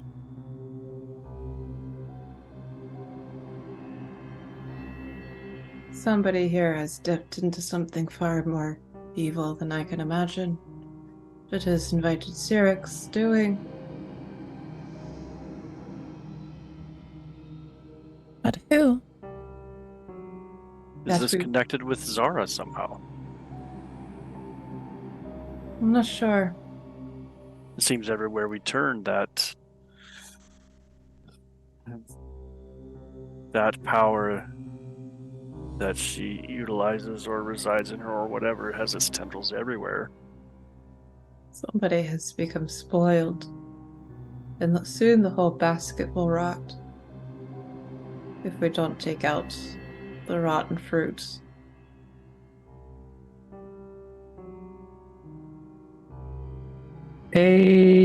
You begin to hear some footsteps coming towards the room. A man of average height with slightly thinning brown hair enters. He's wearing a modest but functioning clothing and a brown leather apron. Sinead, you would recognize this as Balor the Embalmer. This is his sort of room to work in. He's the one who prepares the bodies before burial. What's his comeliness? I would say good 3. A solid 3. Oh boy, A he's a solid 3. looker. Oh. Is he No. like a hunchback? Does he have a... Yeah, Throw a hunchback. little glitter on it, honey. Go dancing. Imagine he's got boils. Pustules. Yes. Ooh. Yeah, but we Um, know he's good with his hands. Steady hands. Steady hand. Sinead will sort of straighten up and sort of peer out. Baylor, forgive us for trespassing in your domain.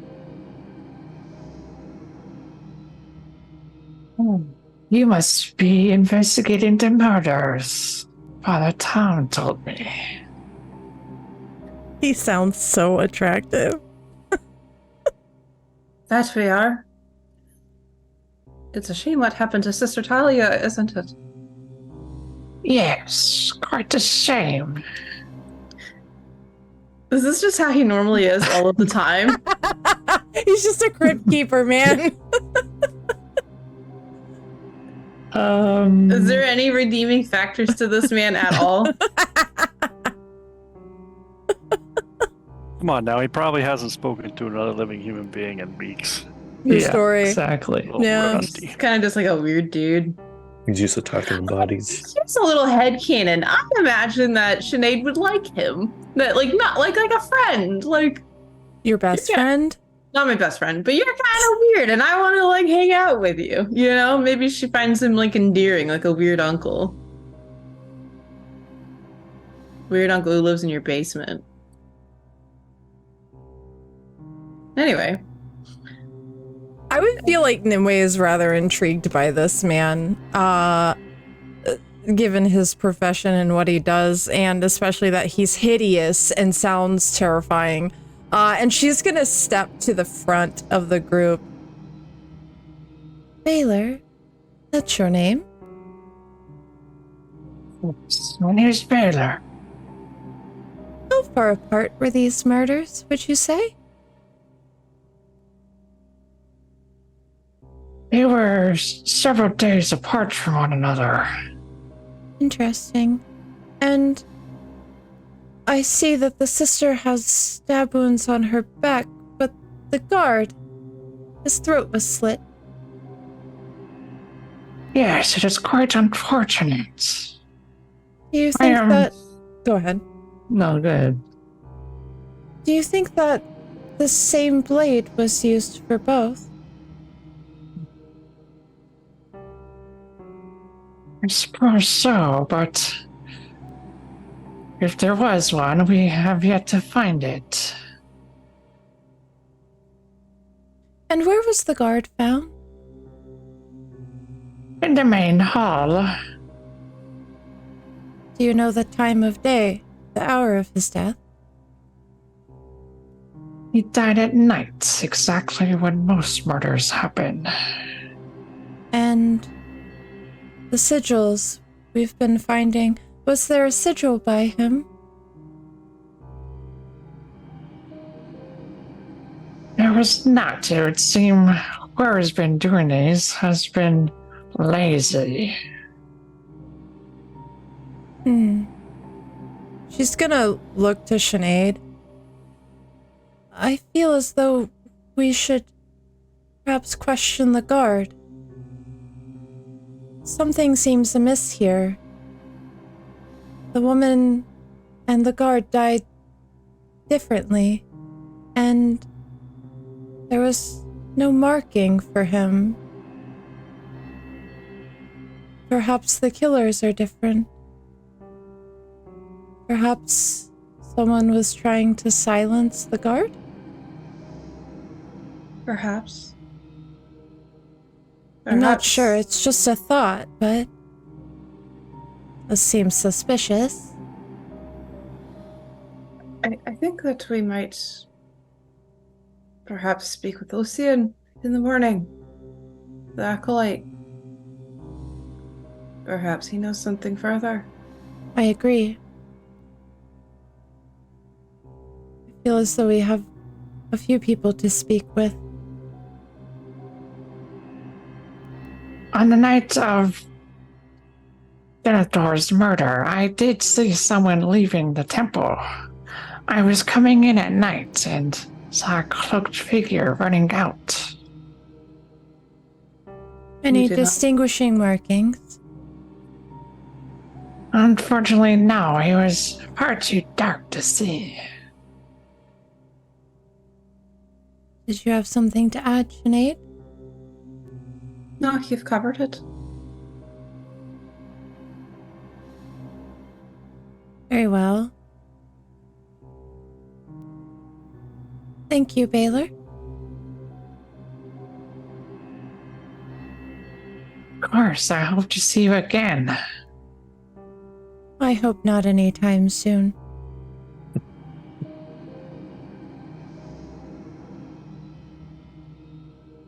Goodbye, Baylor. Goodbye, my pretty. Oh no. Gotta go. Oh, my God. Gotta go. This your Bad friend? touch. Bad touch. This your friend?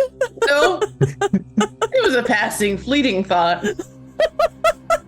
As Mars walks out, he'll turn to Balin and say, I like the work. Keep it up. And then walk out the room. Did you just say you liked his work? Yeah. Nimwe's just kind of gonna give you like a double take. And as we walk out into the hall, she's gonna look up to you. What was that? You like his work? What does that mean, Mars? It's a, no pun intended, a dying art. Embalming people. Yes. Mars, do you have aspirations that we don't know about?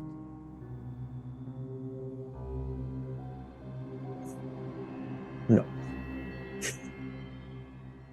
Just like the work.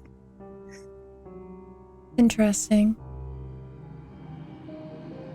I'm mildly concerned, Mars. I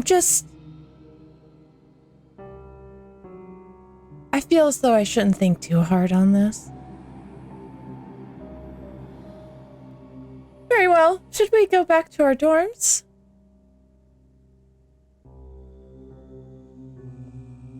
Yes. I believe so. Perhaps a rest for the rest of the night will clear our heads for tomorrow.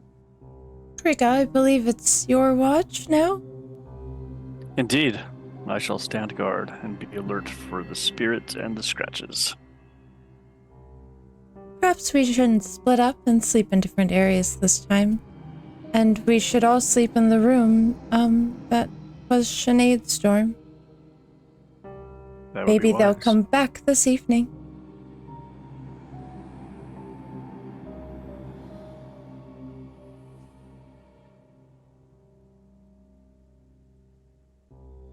Okay, so you all head to the dorm. Cricket's taking watch, Mhm. but nothing of note happens for the rest of the night.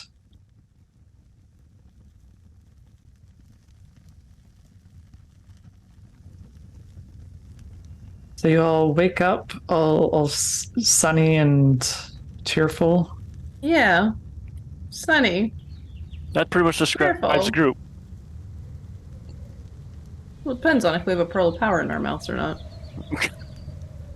True Which- story. Which room did you sleep in again? Sinead's old room. Yeah, the dorm where the guy was just scratching the sigil outside. You hear the door crash open. Ah! Wait, that's the wrong voice. Ah! Good morning, everybody! Hello there, door. Good morning to you as well. How did you sleep? Oh, I was knocked out. Probably for the best. You didn't hear anything strange throughout the night, did you, there, door? Or were you just fast asleep the whole night? I was dreaming. No. I'm gonna regret this. What were you dreaming about? Nimue pops up from the top bunk again and she's looking over like, I want to know what this is.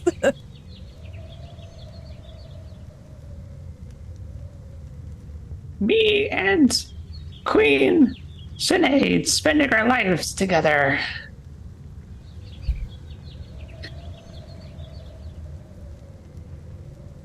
Did you hear that, Sinead? I think you have a new best friend. Sinead's player is similarly speechless and does not have a witty remark for this moment. Guess how many kids we had? How many? 12. Sure. Don't you have a wife? Oh, yeah. I don't think Nabella would approve of this. Right. Yes. And I'm married to Kellenvor as a cleric. I saw the pictures. You saw nothing. I saw nothing, actually. You don't know what you're talking about. That's crazy. You say that in Nimue. I was having a dream, too, About Kellenvor. about photographs and drawings. And it just seeped into reality for me. I'm very Right. sorry. I don't know. I think I need breakfast. I think we all need breakfast Yeah, and I need to don't move quite on feel from, right. from this situation altogether. Yes. Anyway. And Sinead's gonna quickly get herself together and march away from door. Nimue's gonna scurry down from the top bunk.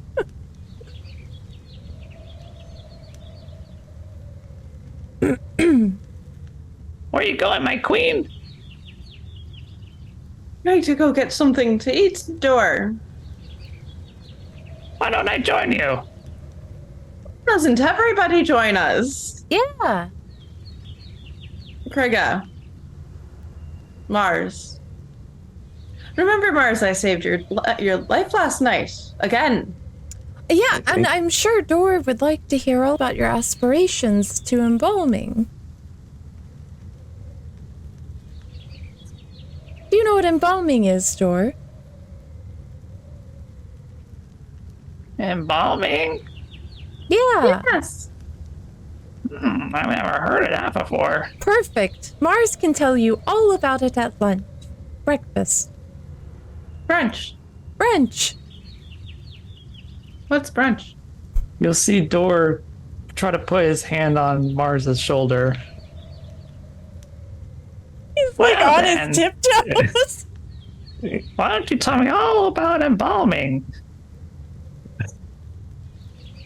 Nimue's gonna like trot up next to Sinead. She's gonna like loop her arm in with Nimwe's arm and march to the. I would assume there are kitchens and dining Yes. facilities within the temple. Yes. I think there we is. got him. Thank God. We should probably do something about that. I don't know how to let him down gently. I just change the subject. Every time. Every time. Yeah. He gets very distracted very easily. Yes, thank God. He's just a small guy and a small brain. He's, he can't focus on too many things at once. No, but he does focus on me an awful lot. Well, it's and- because you're his queen. Yeah, I hate that. I could come in handy down the line, It has proved useful when we've been in battle, so... He does whatever you want, really. It's true, but Yeah. it feels more, like, ambiguous to sort of order him around. I think he likes it. Maybe.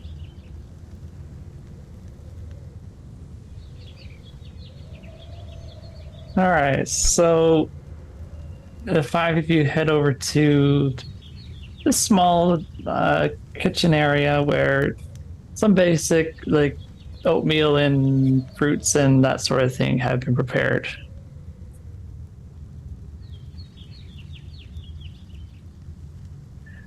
Do you see just people sort of sitting about eating the food? Just happened to see a particular wolf man who might have been waiting for Sinead here. Has he made it back to... He has not arrived. Disappointing. Okay. Yeah, you're not sure where he is at the moment. All right, so you all eat your food and you go about your business.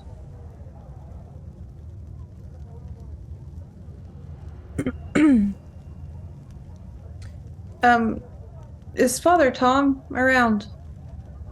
Yes, he is. He's also there. Okay. Sinead's gonna go just pile a random assortment of food on a plate and then go sit directly next to Father Tom.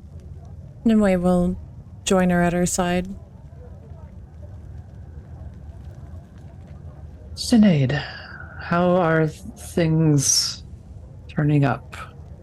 Well, I came to find, well, Nimue and I here both found something scratching one of those rune symbols into the wall or the door next to my room, my old room. Oh yes, the ones we've been seeing throughout the temple. I have a theory that it might be a mark of death. But the guard didn't have that mark and died differently, so I'm not sure what to make of that, but I do believe Talia was marked for death. It might have been that whoever killed him didn't expect him to be about. Maybe it was a hasty murder. Perhaps. But Father, that's the symbol of Cyric. And that rite that you performed before I left, it went wrong.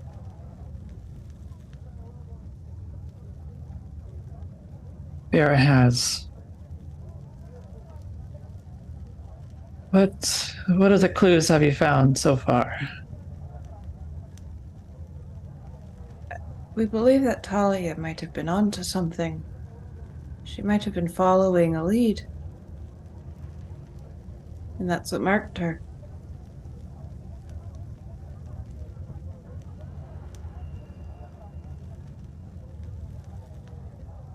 Well, I would suggest you continue following this lead to wherever it goes. Father, can I ask you something? Of course. Cyric defeated Kelemvor. And then Kelemvor took his place as the god of death. Yes. Why would a follower of Cyric then, presumably a follower of Cyric, have something against this temple then? Would they want to take it back? What these followers do is very difficult to say.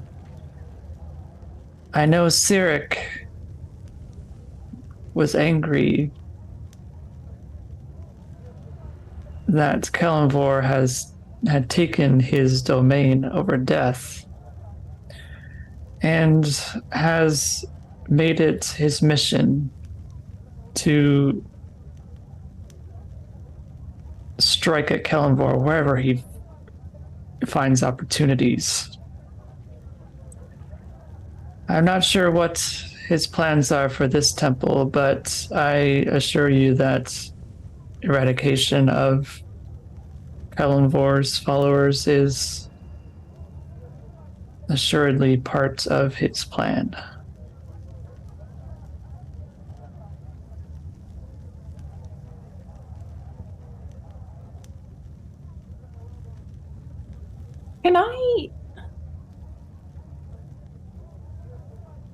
Can I insight check him? Yeah, Okay. go ahead. To see if he's withholding anything from her. I just rolled a nat 20 on that. Do you want my modifiers? No, that's okay. Are you sure? Yeah, let me see.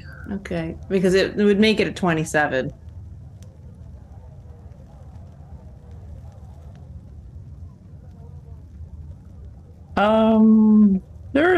There does seem to be something he is holding back. Maybe there's when you were talking about Talia, there might have been some hesitation. Does he have a free hand? Or both his hands just free? Yes. She's gonna take one of his hands in her and she's gonna sort of give him those like sort of wide doe eyes. Father Tom, I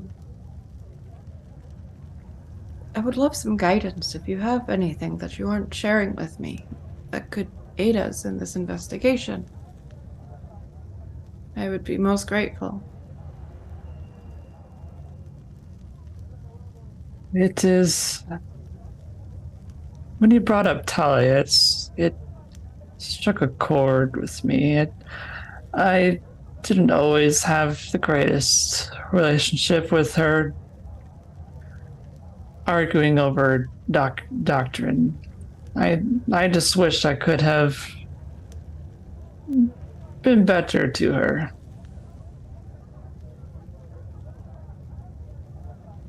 Perhaps maybe instead of thinking it of an argument, perhaps it is the great debate of two minds that wholly respect each other. And I think that Talia would have enjoyed that quite a bit. I suppose you're right. I shouldn't beat myself up for something so trivial. It is quite trivial indeed. Perhaps if you took some time to remember Talia and the times that you did enjoy with each other, you can find some peace there, Father. I shall pray on these words. Kellenvor, guide me. She's gonna look at Nimue and she's gonna start kind of eating and say, I think we perhaps pay a visit with our acolyte friend soon. I agree. She's just like pushing a bowl of oatmeal around. Like making like a smiley face with the fruit in it. Like the eyes like sinks down into the oatmeal.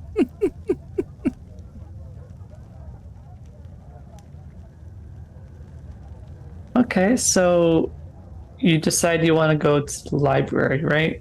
Yeah, to talk that to the acolyte. Yeah. to Lucian. Okay. All right, so you head over to the library where you find rows of tall bookshelves extending from the floor to the ceiling. The bookshelves are filled with a vast collection of books, scrolls, and tomes, most of them dedicated to Kellenvor, death, and the afterlife.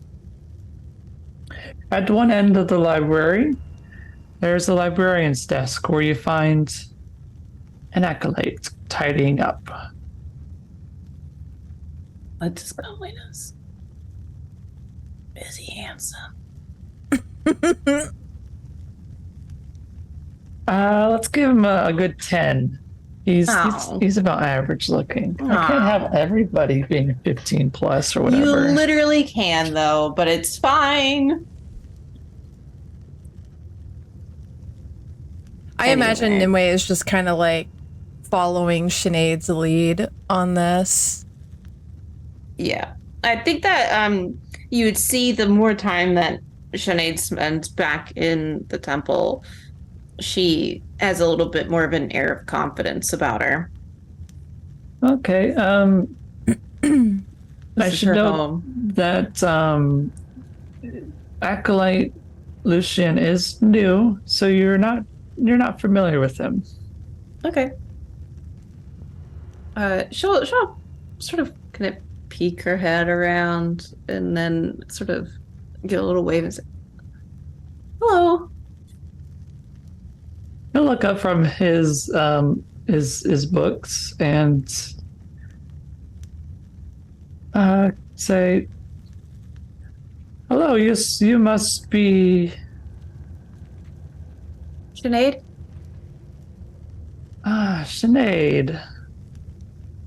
I've heard stories about you around the temple. Good ones, I hope." Yes, good ones. We're here, investigating what happened with Talia and the guard. I would not know anything about that. Can I insight check him? Yeah, go ahead. Okay. It's a 17 total. Yeah, he seems to be like he's dismissive. Like he doesn't want to talk to you. Are you sure you don't know anything about that? The whole temple's talking about it. I am sure.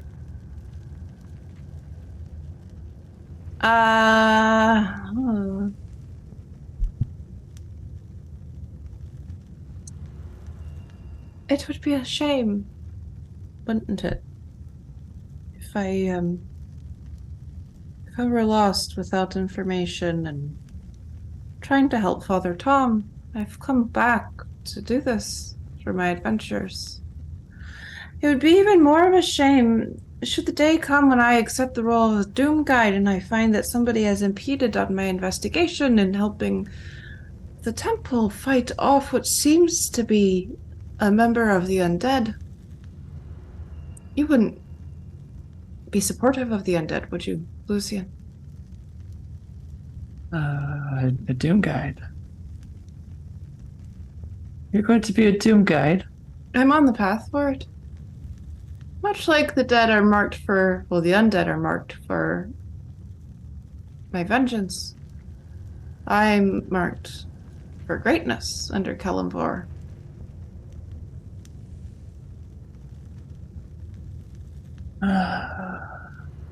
What is it that you wish to know?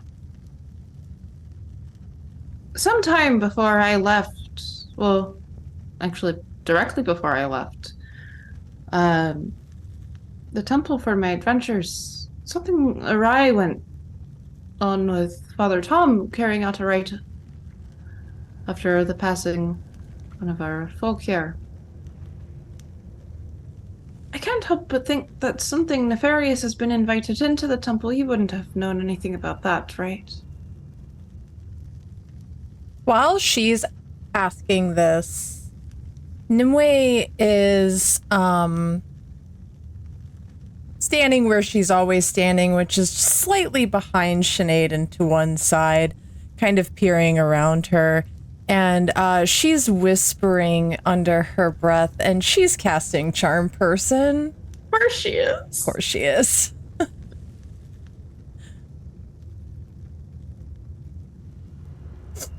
That's a 14 wisdom. Oh, okay. Save. Let's see. It's probably just some random guy. Let's see. Just some random guy. Wouldn't have any bonuses, I don't think. Oh, I rolled a 1.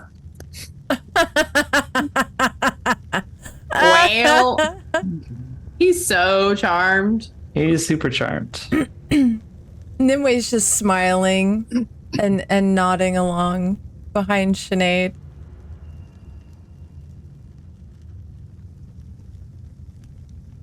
I'm afraid I would not know anything about that.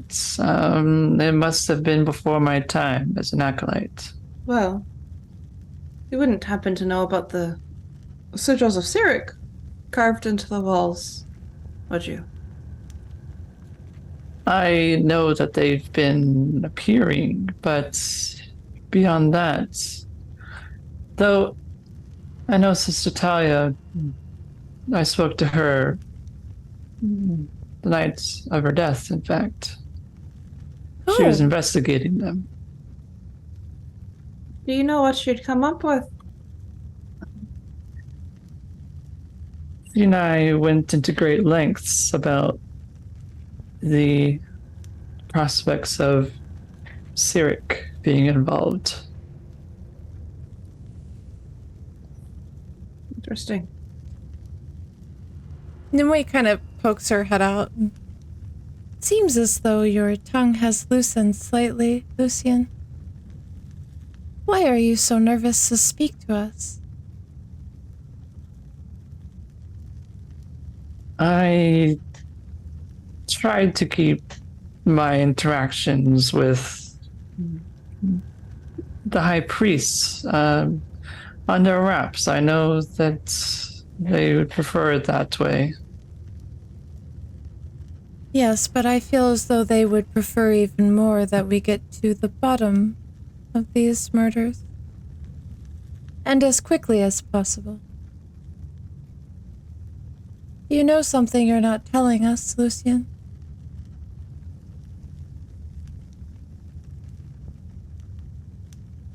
I heard it. I heard Sister Talia as she screamed out in pain.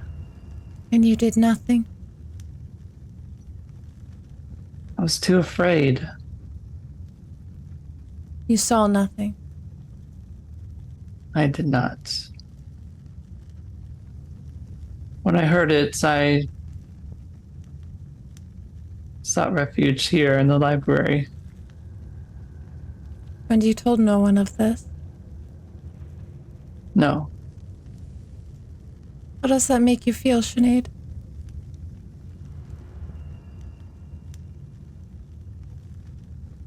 Lucian, before you came here, you need to understand that this place is my home. And I feel like you have endangered my home.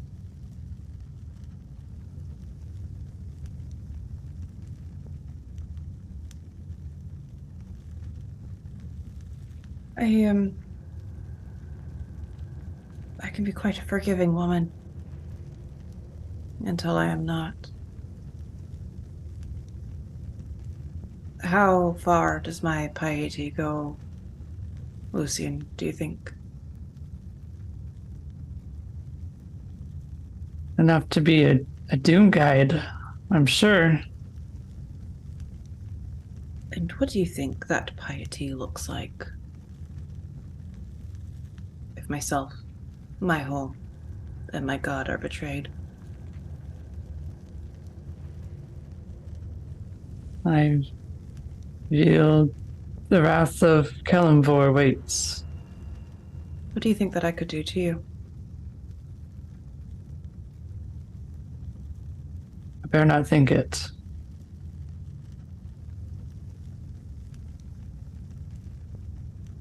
What do you think you can do to right this action?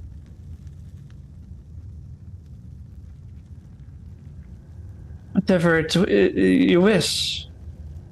You're gonna help me find this creature. You're gonna help me stop these murders. And if you get in my way, impede us at all. Perhaps it is Kellenvor that you pray to, and that you find him with just. Of course. Whatever it is you wish.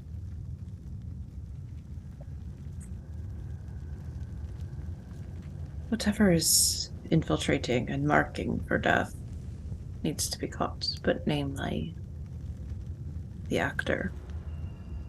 Something corporeal has to be doing the deed.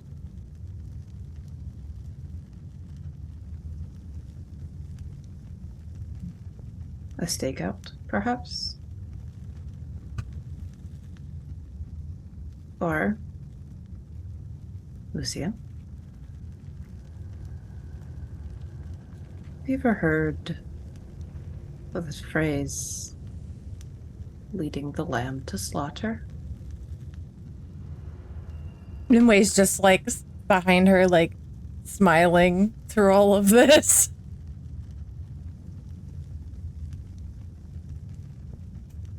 What do you ask of me? I ask you to be my lamb. I won't let you die tonight. Not by anybody else's hand, at least. And she looks to Nimue and says, thoughts? Oh, I think it's brilliant.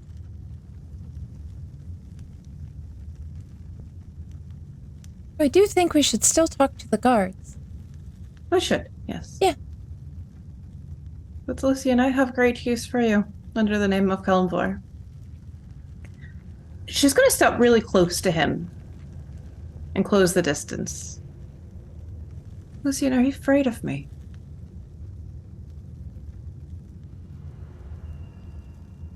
I dare not lie to you. Is that a yes? Yes. Good boy. I'll let you know when I'm ready for you.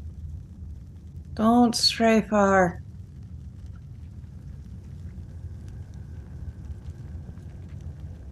And she's going to look back at Nimue and say, should we speak with the guards? Oh, yes. And she looks to her shoulder where the oversized raven is perched. Merlin, could you do me a favor and watch our new friend here?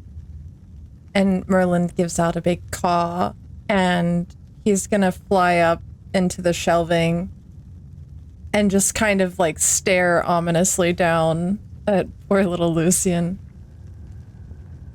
I'm watching you.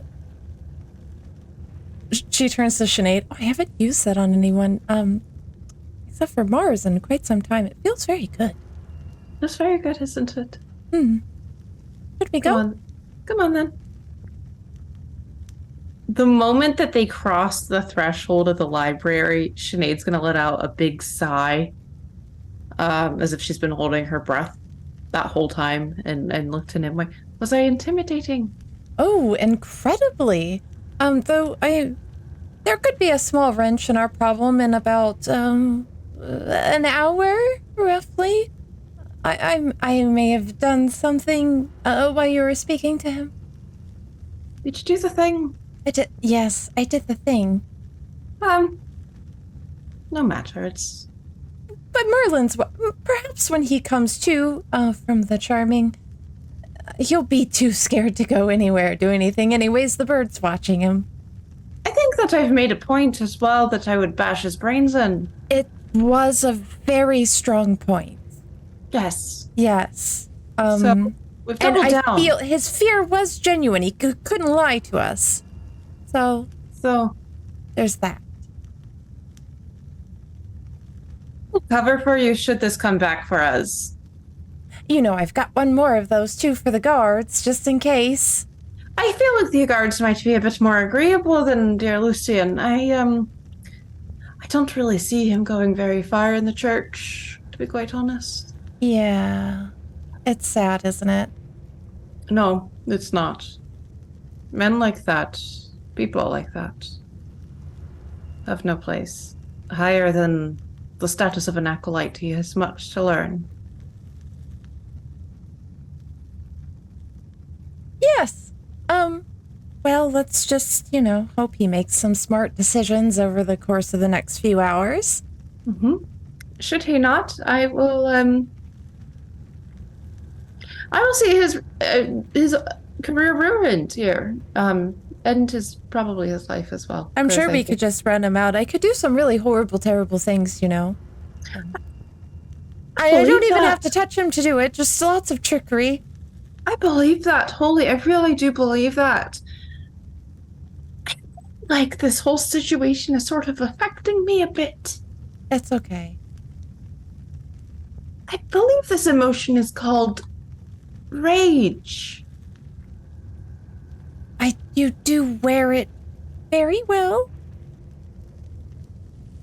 How does it make you Yes. feel?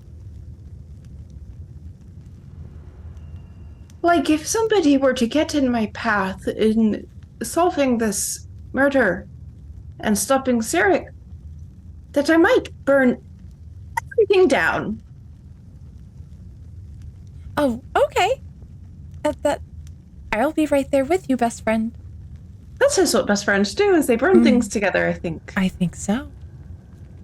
Excellent. Yes. I love this for us. Me too.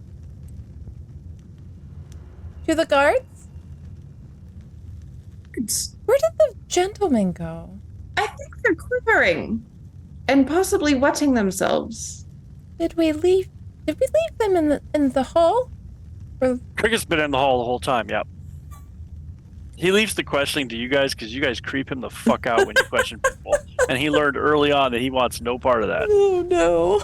He is absolutely the muscle in this particular situation. So I'd like to think that Krigga would be quite proud of Sinead in that moment when she was making Lucian wet his pants. Yeah. oh, he probably would have been. Yeah, he probably would have been. You've seen it. I feel like Nimue was like maybe a little turned on by it, and that was really confusing for her. Wait a second.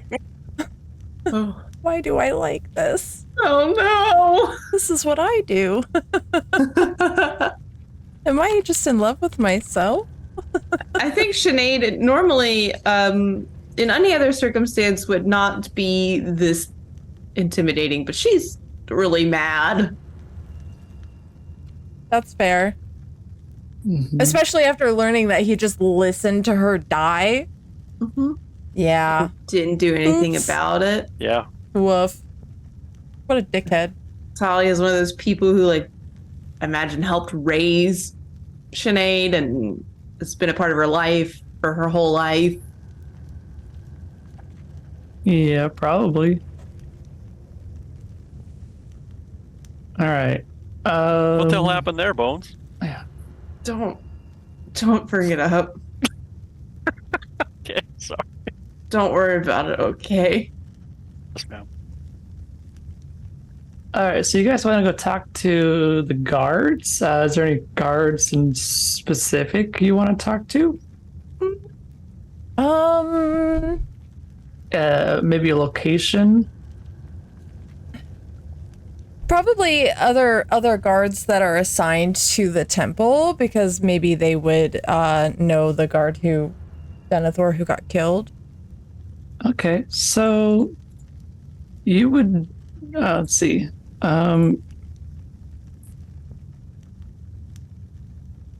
There would be a what was it? Family called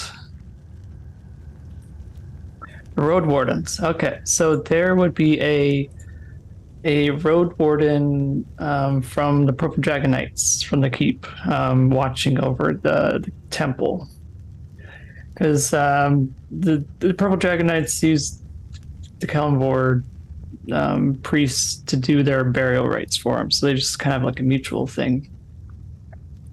You would find one of these guards outside, out in the front.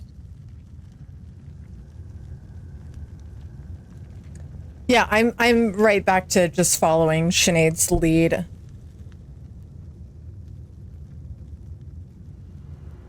Sinead's going. She's gonna approach. Well, actually, Sinead's gonna look back to Nimue and say, "Perhaps it's your turn to go ahead first." Yeah, I could do that if you would like. It really has been a treat watching you. All right. Fair enough. So that's why I'm right, don't you? Well, you're quite passionate, and you know these people. I don't really know them. Sure. Sinead's just gonna march on up to the guards. Okay, so you see the guards, they're just kind of like patrolling outside the temple, but they look to be interested in something hidden in the bushes. They look to be like they're staring intently at it. She's gonna kind of like saddle up next to one, whatever one's looking at the bushes.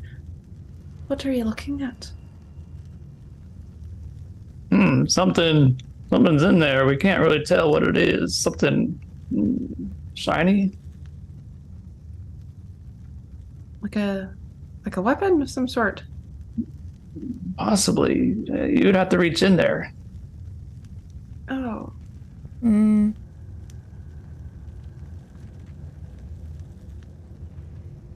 Well, why don't you reach in there? Yeah, we'll watch. Yeah. I'm right here. You know me. I'm Sinead, the cleric. I'll heal you right up if something gets you. I'm not really one to stretch my arm into strange bushes. You're a guard. Not a guard of bushes. Oh, what if there's something in there that could hurt somebody? Like a cleric. Yes. You are guarding the temple, aren't you? Yes. All right. I'll reach in. Okay, I'll heal you.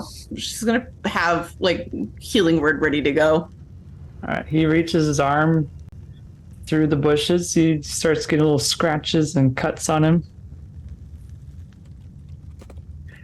And he pulls whatever it is out, and he presents it with an open hand. It's a ceremonial dagger. Oh. Do I recognize this dagger as anything specific? You do recognize it, and in fact, Of course I do. you recognize it as an instrument used by Baelor. Oh. Oh. Might I see that? He hands it over to you. There is dried blood across it. Same way. I think I'm thinking what you're thinking. This belongs to Baelor. A strange one that Mars likes. Yes. Of course, Mars would have an affinity for him. Of course.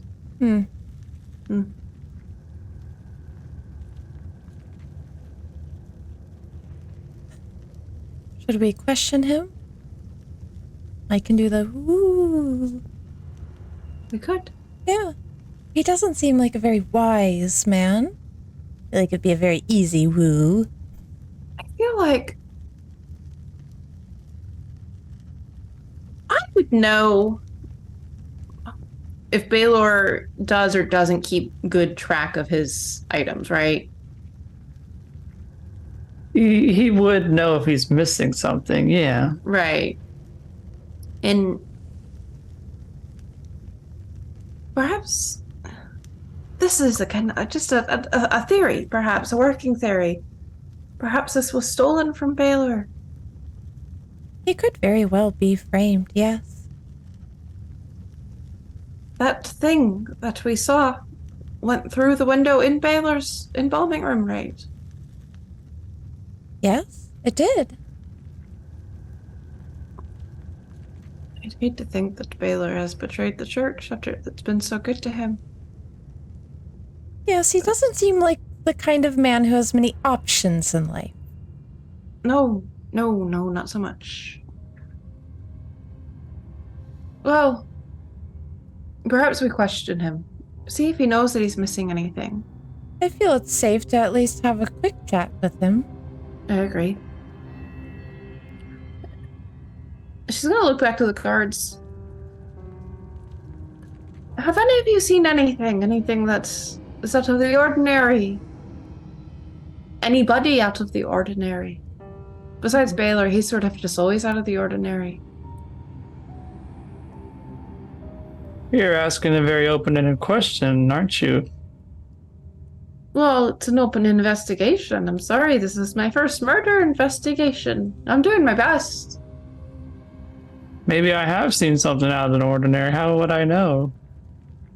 Well, has anybody been acting suspicious or up particularly late at night when they ought not to be? Can't say I've seen such an occurrence, but Baylor, he's up in the early mornings. I'm sure he would have seen something. Perhaps. Well, what are your thoughts on these murders?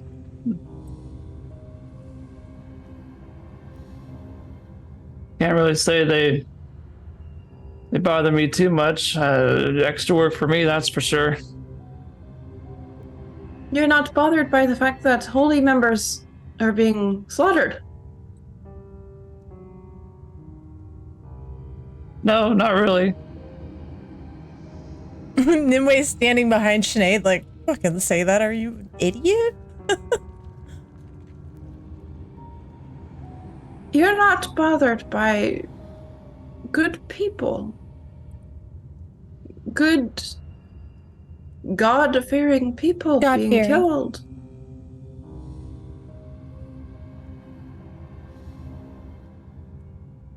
Listen, little lady, I'm just here to guard things. What did you just call me?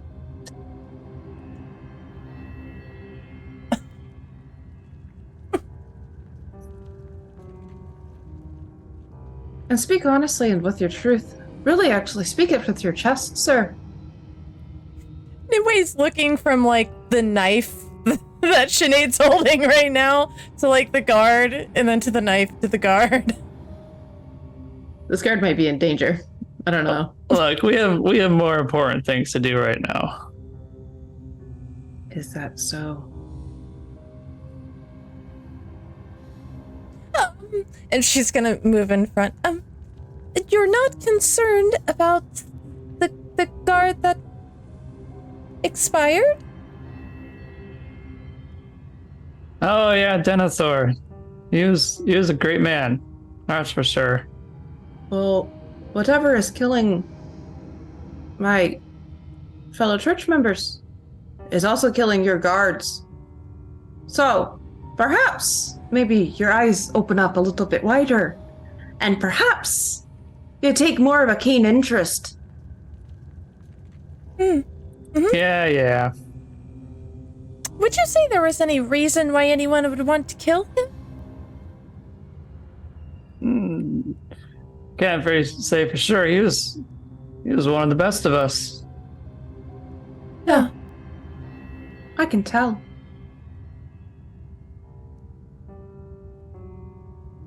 I think we should go now. Sinead? Sinead's like vibrating in anger. We should go. Right. Yes. Okay, say goodbye. Before we go, there, guard. What god do you pray to? Helm, why do you ask? I'll make sure you get to him when you eventually expire, sir. Goodbye.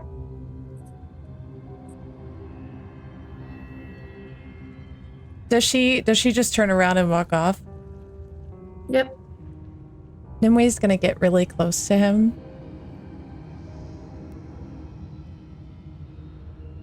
I feel as though maybe in the future you should choose your words a bit more wise. Sleep tight tonight.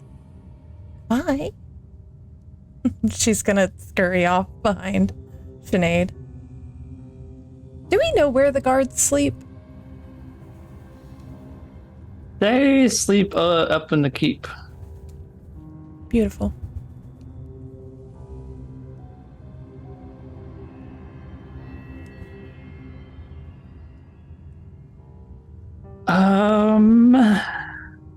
Okay.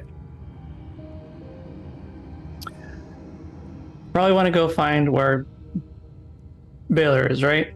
Yeah. Yeah. You, Sinead, know that when he's not in the preparation room, he's in the crypt. Oh. The guy. Great. What a boy. Taking care of, cleaning it up, doing all his extra work. Being weird. Yeah. Rooting around. Rooting around. Rooting. All right. Rooting around. Rooting around. Okay, well, Sinead will lead Nimue to the crypt and say, to be honest with you, I love Kalimvor. I love Kalimvor more than anything in this entire world. I just wish that some of the members of this clergy and congregation weren't so fucking weird. Oh, yes. I agree. Why do they all have to be creepy and into creepy stuff? Like, I'm into some weird stuff. I mean, what? Anyway, but that's really weird. Just hanging out in the crypt all day. I mean, a man that looks like that probably doesn't have too many friends, so I guess I see why he likes to stay in the crypt. Yeah. Yeah. Anyway, don't worry about what I said earlier about being into weird stuff. We should go to that crypt now. All right. So you go to the crypt where the most prestigious of the Kalimvorites are laid to rest. As you step into the crypt, a heavy and unsettling silence envelops you. Chambers hewn from cold gray stones. Its walls adorned with faded intricate carvings depicting various images of Kalimvor. You look around for Baylor anywhere, but you don't see him. You look around some more, and in the center is a large stone sarcophagus. You notice that the lid is slightly ajar, opened.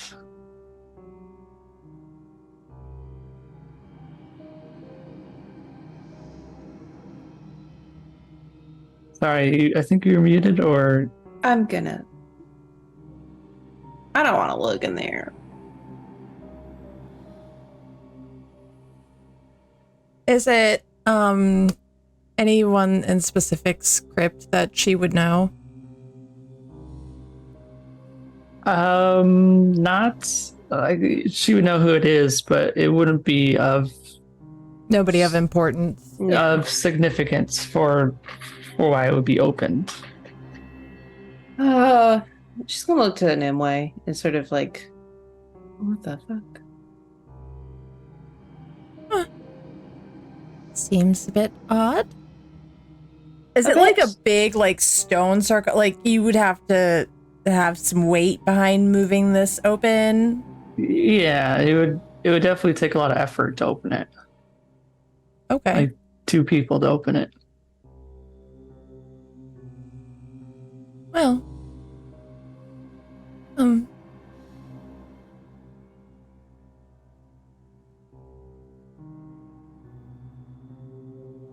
We look inside.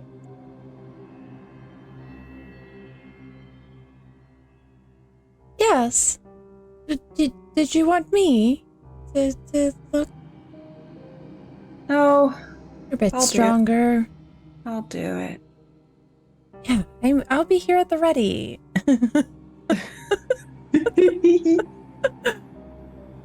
Sinead's gonna peek inside what she can. You said it's slightly ajar, Yeah, right? it's slightly. Yeah. Can I look inside at all? Yes, you can. Is it dark? Do I need to cast light? You can see a faint light coming from it. You look in, you see the ground has been broken up and the ladder is sort of shooting up inside of it. So there's a ladder which leads down underneath the crypt. Nimue?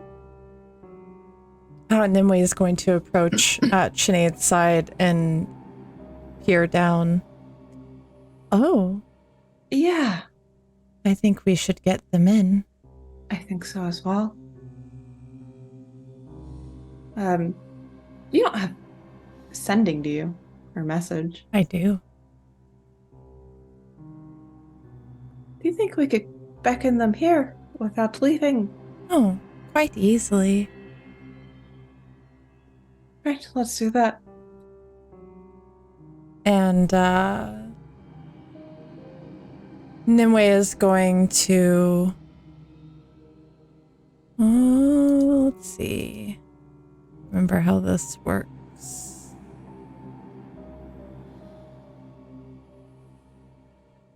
Would you say I'm within 120 feet of either male figure? Why not? Because I don't have sending, I just have message. Okay, that's Rick. Yeah.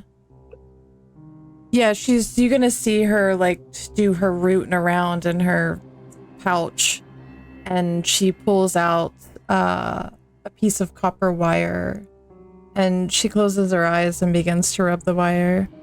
Oh, Mars, we need you. They're downstairs in the crypt. Bring Krigga, please.